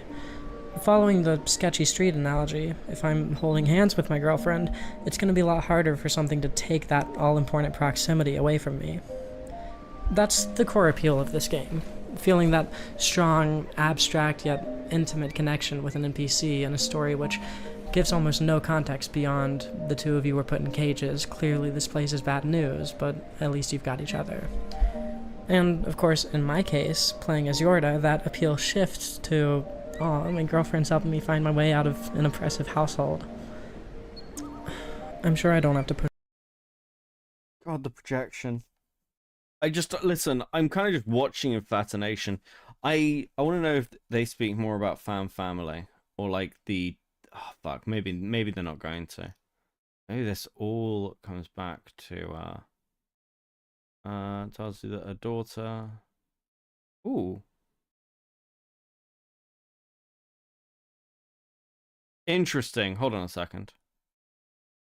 Bug sounds better over water cooler conversations with coworkers than my daughter has anxiety attacks that completely immobilize her for hours at a time. And as a result, my decision to lie and say that I was sick was affirmed as the right decision. Okay, we're gonna roll it back a little bit. We're gonna roll it back a bit.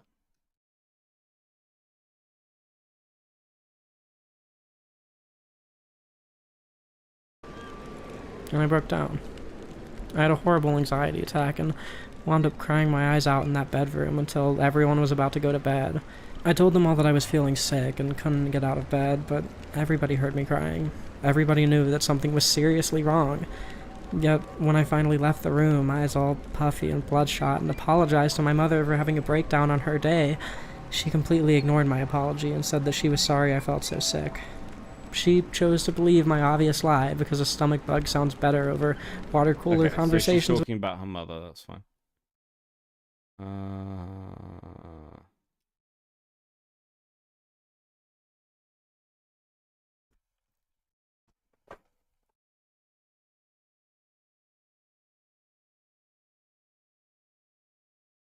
Less clouded, we were free to be ourselves again. It's been a few days now. The AC has been fixed and we've got the place all set up with furniture, and we've quickly adapted to life with a different type of family. A found family. My girlfriend, myself, and a pair of friends. The four of us have helped each other grow in so many... The four of us. The four of us have helped each other to grow. So, at either way we are looking at, Ashley is one of those people.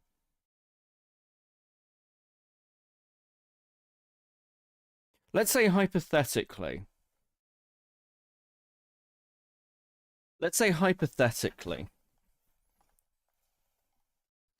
fact that she mentions Ashley in the honesty video and the fifth person separately, let's say that those two friends lived together. And then they all moved in together as this, like, found family unit, right? let's say that's the case. So they all move in together, and then 3-4 months ago, they find this 19-year-old, and they move him in. Recently transitioned, because the relationship's already open, and maybe has been for like 5 months. Let's say that's the timeline. I would suggest that pretty much clinches Ashley being the daughter. I think I'm pretty happy saying that now. I think that's like a good 80% chance. Which is really what I wanted to dig to, because again, I think if you want evidence that the stuff that Leadhead is doing is like extremely manipulative, moving from we had an affair and I threw you out the house to now you're the daughter figure and you're going to do what I say, is just a timeline of how fucking unhealthy that relationship is. I don't think that's defensible as the lesser of two evils. I think this is actively like, this looks like a manipulator finding a way to reorientate their manipulation of an individual. Because okay, here's the thing about sex, and here's the thing about like people who aren't porn addicts but sex addicts. Generally speaking, what you're looking for is not the sexual gratification, it's the power dynamic. And it's not necessarily like Leadhead presents themselves as fairly submissive, but that's clearly not how they are, or a position they feel comfortable in. Like they want to be in the control position. They literally turn themselves into the mother figure of the family unit as that control, the moral police.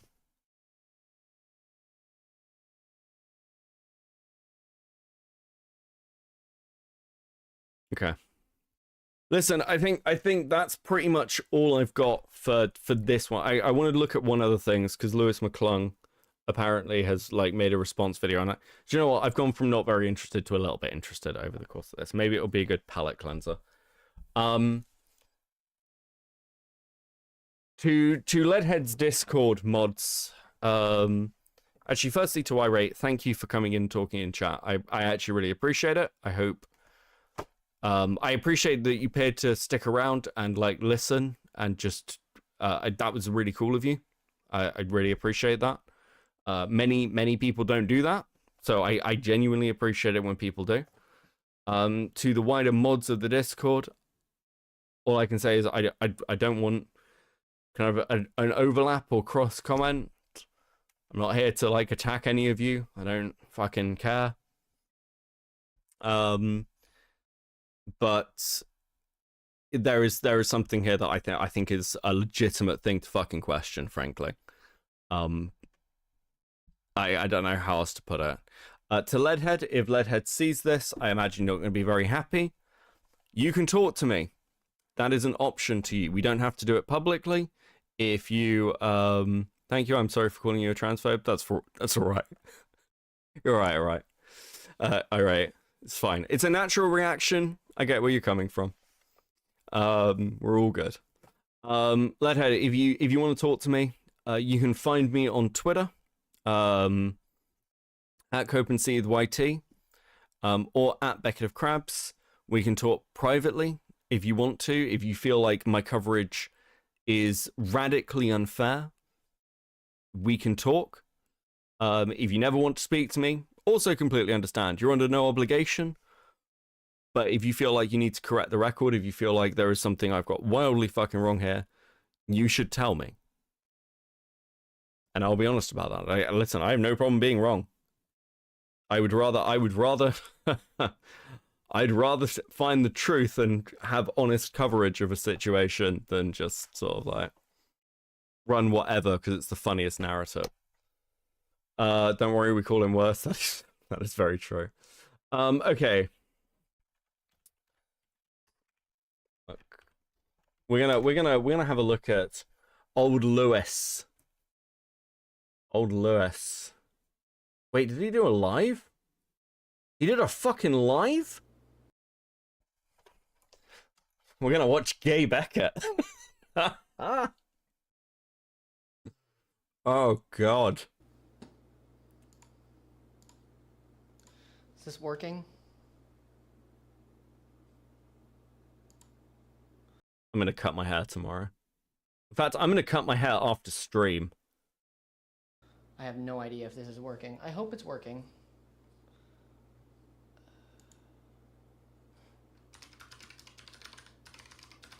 I do not know if you guys... Did Diesel not tell you about this? Wait, what? What do you mean? Did Diesel talk to him?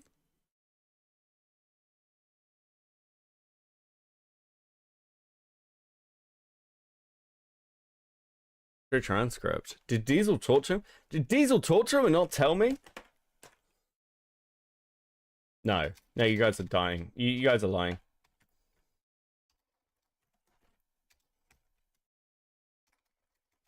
Okay.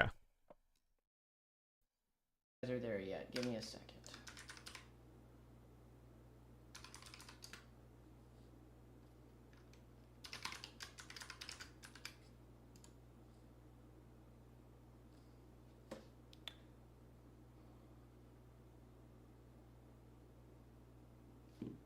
Oh my god, hello. Oh my god, there is a bunch of people here. What's up? Hello. So, we're here to talk. We're here to talk. We are here to watch and listen and talk. Let me know if you guys are seeing this. There's a lot of people in here. Oh my god. Is this too quiet? Does this need more volume? It feels very quiet to me, but you guys tell me. My first time live streaming on YouTube since I've actually gotten a following, so you're gonna have to give me a friggin' second, all right? Calm down, cool down, all right? Thank you all for showing up. Thank you all for being here. I appreciate you. Lamau Pyrite, yeah, that sounds like an Oggy tweet. You all can see and hear me, right?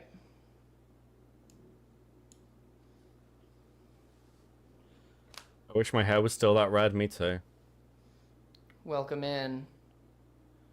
Apparently things happen in this stream. Okay, all right. So today... How long have we been going? 3 hours, 40 minutes? Okay. Okay, let's speed it up. Can I play video games while we do this? Can I play a game? I've been watching Leadhead and now I'm just like, oh, I kind of want to chill and play a game. Wait, this is his room for another angle? Yeah. Yeah.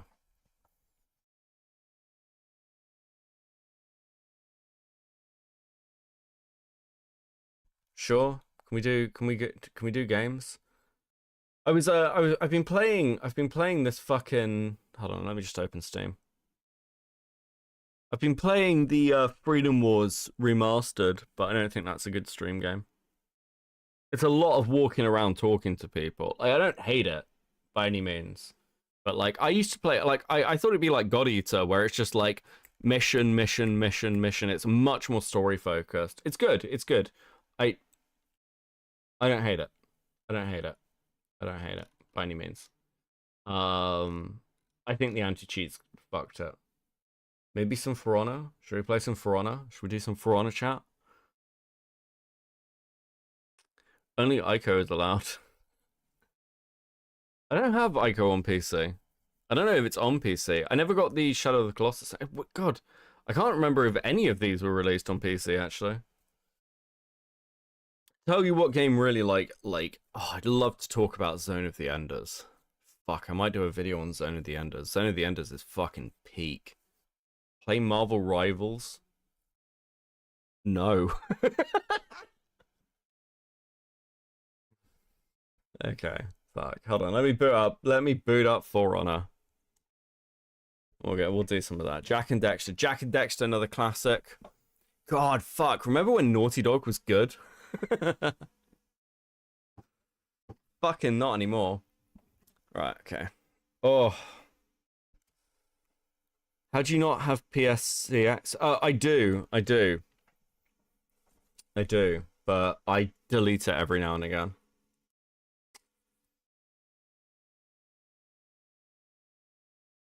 Play Marvel Rivals with me. I installed it and then uninstalled it. But maybe I need to play it actually. Okay. Hold on. And just knock the volume off For Honor. This one. Go on, McClung. You can fucking go in the corner. There you go. And where are we? All games. For Honor. There we go. We'll do that. Do about that. Your system is running like... Oh, fuck off. Hold on a second. So, your system is running low on available virtual memory. Yeah, I'm running like 5 different things. Go away. You should be fine. Okay. You can deal with it. You can deal with it. I believe in you. Danky Jabot has responded. This video is unavailable. This video is unavailable? Oh, well, that's good for fucking transparency, isn't it?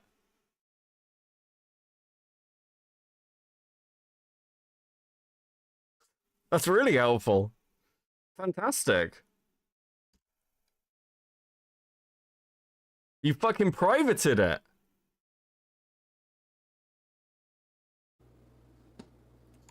No, no, it's back. Wait, what? Why won't you play? This video has been removed by the uploader.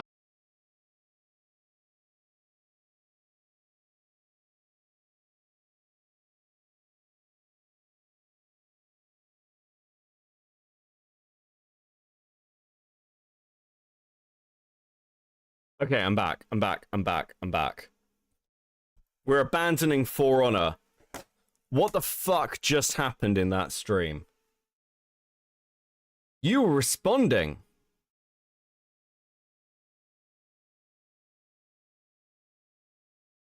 Not even privated. Yeah, just removed. They basically gave a statement of character. Was he stream sniping? No, Lewis McClung was not fucking stream sniping me. Okay, there's no indication. I've not got his name in the title. There's no way he fucking stream sniped. So that is really interesting timing.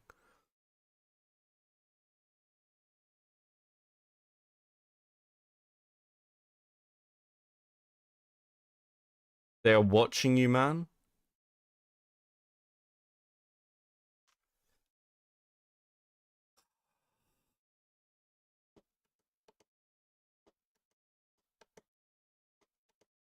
Unlisted to private to deleted.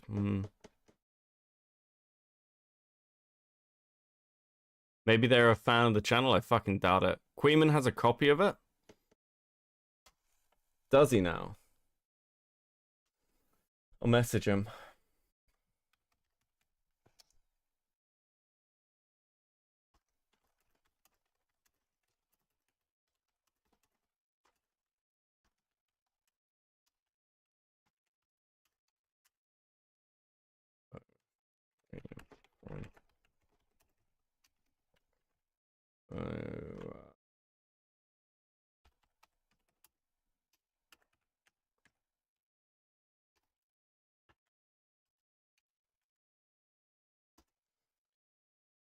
Oh, that's Queeman.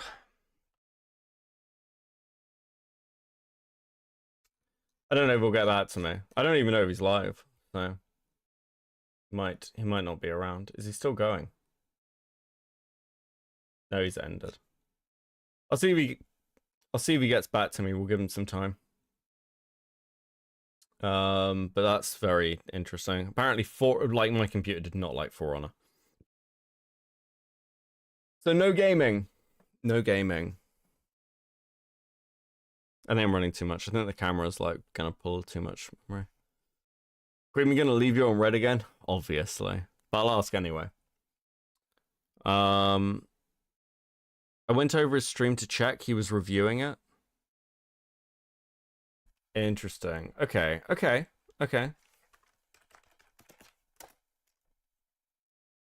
He's live right now. In kind of whack quality.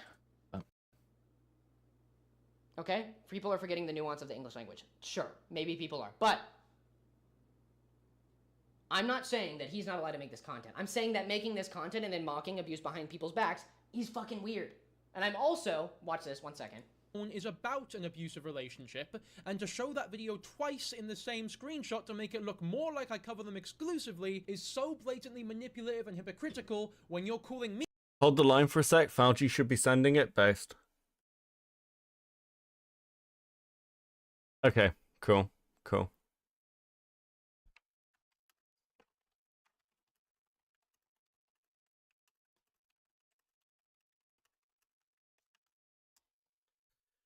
Okay. Me out for being a manipulative hypocrite of the. Okay, 1 second. Again, sorry I did that by accident. But again, there are so many more. Hold on. Is Diesel around?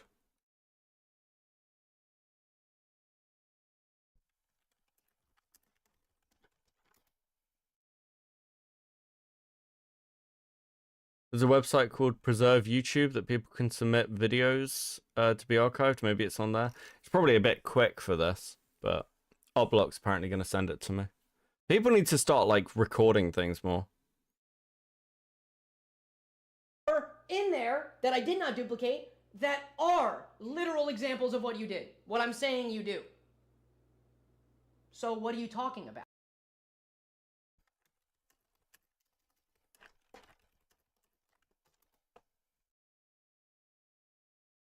Sorry, I'm messaging Diesel while he's live. As I, like, there we go. Diesel! Old buddy, old pal. Dude, I was literally taking a fucking nap and I was dreaming about this drama and I woke up and I'm the Oracle of Delphi, bro. Well, listen, I've had my own night. You know the Leadhead drama? No. Video essayist running a found family cult with 19 and 20-year-old kids. They're like 26. And I'm pretty sure they had an affair with the daughter and now have turned them into their daughter. Okay. That's So and they found my stream. Oh. And their Discord did not like me. They're very Waco coded. I'm sure that's it's been a fun night. Want to fill me in on the Danky Jarbo stuff? Because I'm like, okay. So Lewis McClung, I'm waiting for the op block to send it to me because I also don't have it. But so Lewis McClung goes live responding to Danky Jabo, who made a video response, right, to all the drama, right? And basically, in the stream, Lewis is doubling down and like playing a semantics game. He says that he doesn't lie. And that he reached out to Danky Jabo to get a comment on it in advance. I had even asked him in the chat, and he was like, I did ask him. The motherfucker shows a message on fucking New Year's Eve. And then another message on New Year's Day. 2 holidays where you're probably with family or a loved one, right? And then a day later, he put out the video. So he basically gave him no time to respond. The guy's like crashing out in a stream with like 2,000 people watching. And then at the end of the stream, he doesn't even finish Danky's video. But at the end of the stream, his chat is telling him, hey, go look at Katie's post. And this motherfucker, okay, I can't believe you said anything nice about her because she's a 2-timing bitch and she just left this guy out to dry. Listen, what did she post? She took down a stream. I sound like an excited kid. What did she post? Right. Tell me. All right. So, oh shit, I need to, hold on. Let me send you the post. How is it? You motherfuckers message me all the time, and then I have like the wrong things. This is so funny. I accidentally brought this insane Wojak out on stream by accident.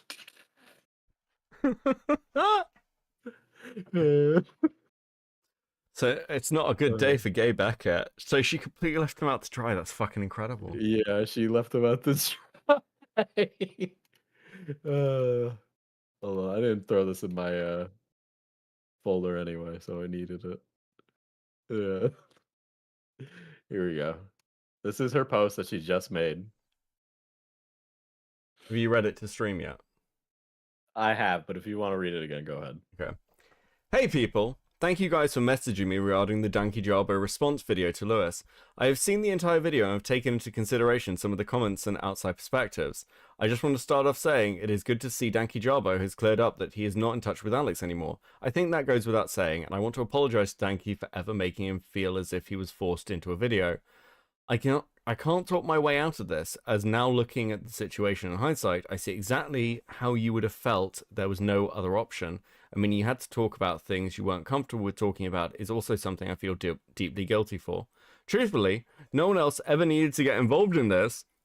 Oh shit. And I do acknowledge that stream format I originally did was probably not the smartest idea for making talking points about someone who I was upset with. That was my first mistake. It was something that I should not have made public, especially as I really did not mean for it to be a witch hunt. I thought I was doing the right thing in regards to what I deemed to be morally right, but something I learned is something it's just best to keep, sometimes it's just best to keep things offline.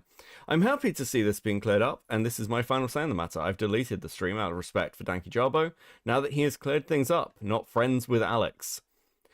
I hope this is something that doesn't mean you guys feel you cannot trust me. I try at all times to just say what I'm feeling, and sometimes what I feel may not be the best idea to just throw online, especially without more context and solid information. This is due to this all blowing up. It has essentially become he said, she said, which is definitely not something that should be brought online ever, and is completely my fault. I take responsibility for my mistakes. I apologize to anybody confused or annoyed at me, and take criticism on board as always. Oh my god, she absolutely threw him under a fucking bridge. Yeah, and so after he reads that out on his fucking stream, the motherfucker goes completely silent. And he says, I'm gonna reach out to Donkey Jarbo. And he's like, and here's the big twist. Here's the big twist.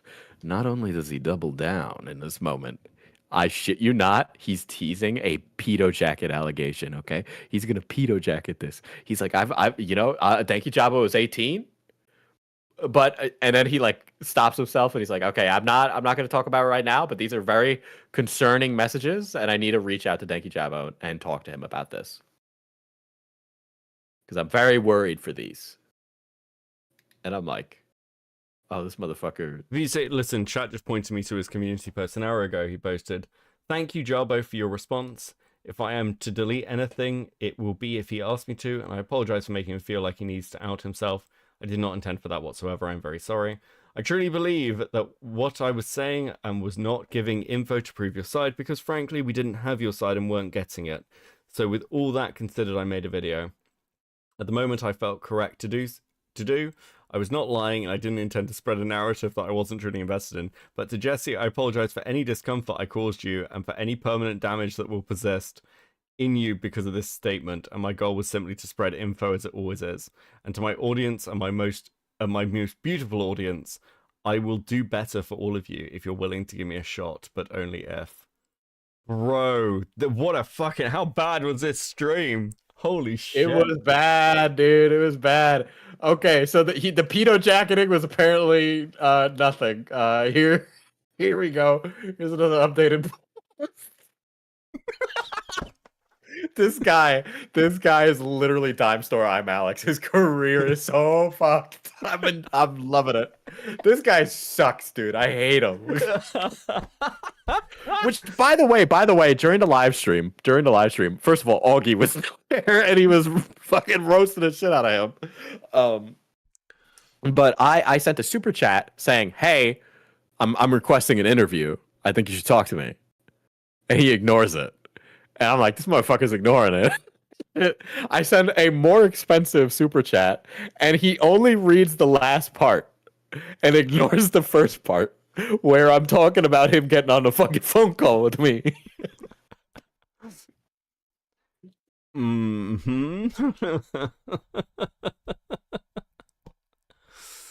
Hmm. Interesting. These I Am Alex allegations were very serious. We need to take them seriously. Like 6 months later. Oh, poor gay Beckett, I Am Alex. Dude, he also changed his video was originally titled Danky Jabo Sucks, and now it's just the word Danky Jabo. he ended stream and was like, I'm going to bed, guys, like a Hawk Tua girl, dude.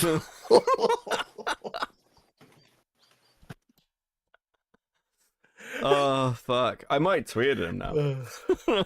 Dude, he doesn't have a Twitter. He has an Instagram. I don't use Instagram, so I didn't try it. I might, but I'm gonna guess that he's just not gonna answer me. All right, because tons of people in his chat were like, "Talk to Diesel," and then obviously the fucking super chats. He's not a moron, right? He clearly read them. And I sent him an email. I found out that this motherfucker's in a talent agency. Okay, which what? Yes. What do you mean? Yes, he has the email URL is like a talent email, so it's going to like some talent agent.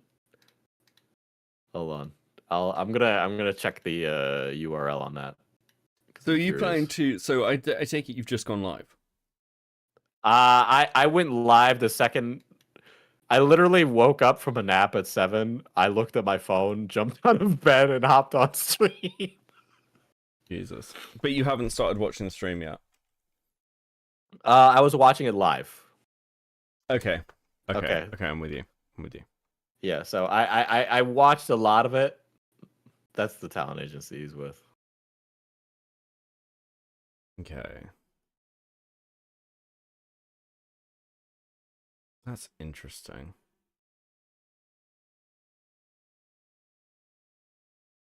Fuck.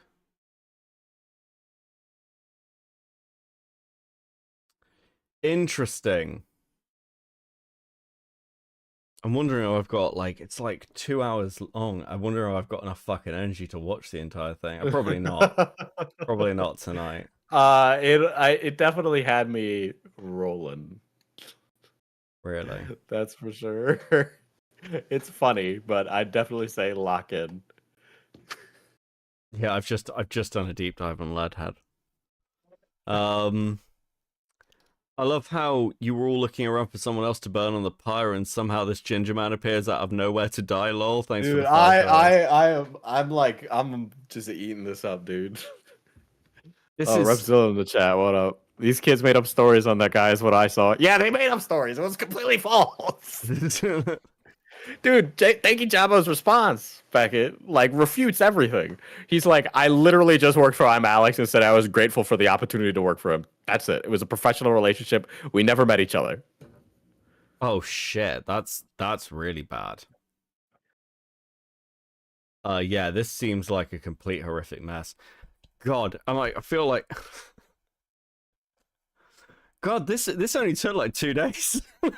Dude, I honestly I was kind of hoping that Lewis wouldn't crash out and would instead continue to double down. You notice the thing Lewis McClung is most sorry for is exposing Danky Jabo as asexual. And that's the thing his audience is grilling him the most for. Not for being wrong, not for lying, but for exposing the guy's sexuality. Wait, without how his did he consent. expose him as asexual?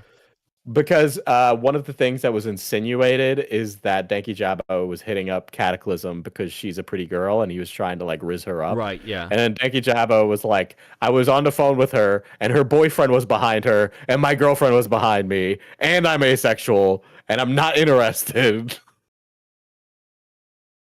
Oh shit. Oh yeah, they accused him of being a porn addict. That's right. Oof. Because he said beef curtains, and they said that beef curtains is Yeah. specifically the pornographic term.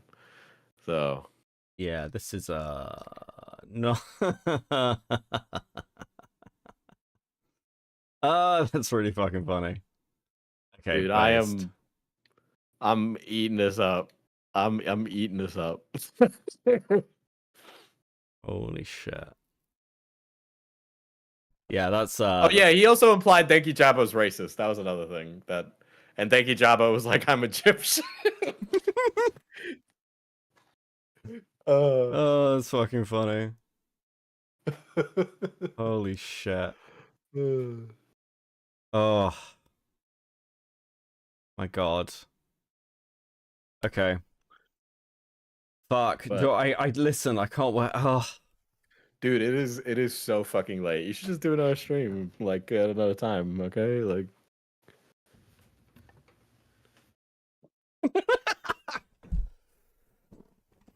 how long have you been live for?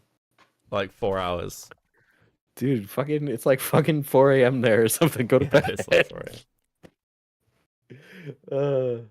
Fuck. Oh yeah. Oh, this is one thing I didn't recognize from Katie's stream, but she was like saying how, you know, in at first men who are misogynist say things like beef curtains.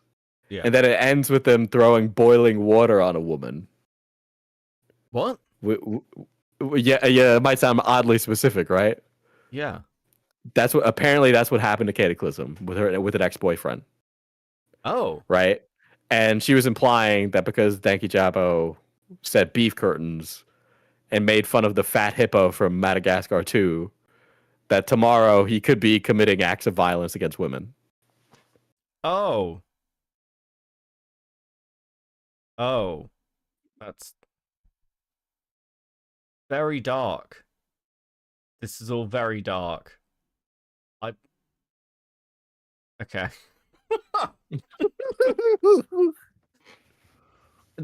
Oh my fucking god. Okay, what a fucking mess. Amazing. Amazing content. Okay, cool. Well, I will go over this. I'm not sure when. Listen, I'm either gonna stop now and stream again in like an hour or something, and I'll do a new stream. Oh my god. I feel like I need to separate them out. Yeah, you kind of do. There's a lot. There's a lot. It needs its, and I don't do VODs, so I kind of need to separate into its own content. Yeah, between this and like, I have like everything between the op block and myself. Yeah, Oblok sent me the stream. Yeah, so I need to download it. It's a zinger. It's a zinger. Okay. My chat's telling you to go to sleep. They're being really nice. I'm sure yours is being really mean and telling you to do another stream. Right, Becca's chat. You wanted to do another stream, right? Fuck you. They were already saying that pretty much, yeah. Pretty much. Start a new stream and get some tea and a sandwich. I'll tell you what, guys. I'll tell you what. I will set up a stream for like in a couple of hours time. We'll do a super late night one, okay? And then I can go and like have a shower or something and wake the fuck up, okay? You have such a degenerate streamer schedule. Holy shit. Holy fuck. Okay. We'll do a special Lewis one. And maybe it'll go members only afterwards. So you should be there for it. Diesel's chat. Okay, cool. Right. All right. I'll let you go, Beckett. I got like a bunch of shit to get through, so later. All right, later. Oh, fucking hell. Okay.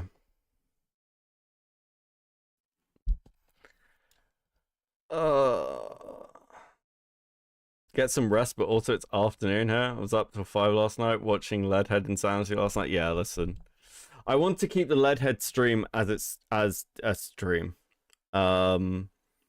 So what I'm gonna do is I'll probably be back an hour. Maybe longer. I'll set something up and I'll time it, and I'm gonna go and have a shower and cut my hair. Because it's annoying me. It's been annoying me all fucking stream. And then I will be more together and with it and locked in for doing stuff. Okay. And yeah, until then, until then, I'm gonna send you over to Diesel. Okay. And then I don't know, maybe he can send you back to me or something. I don't fucking know.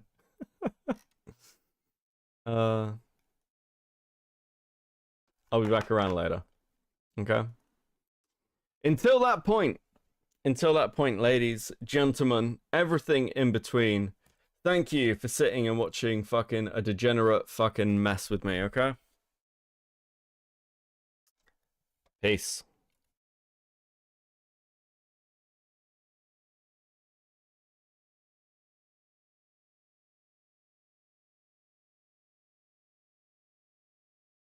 Wait, you had a dono? What was your dono?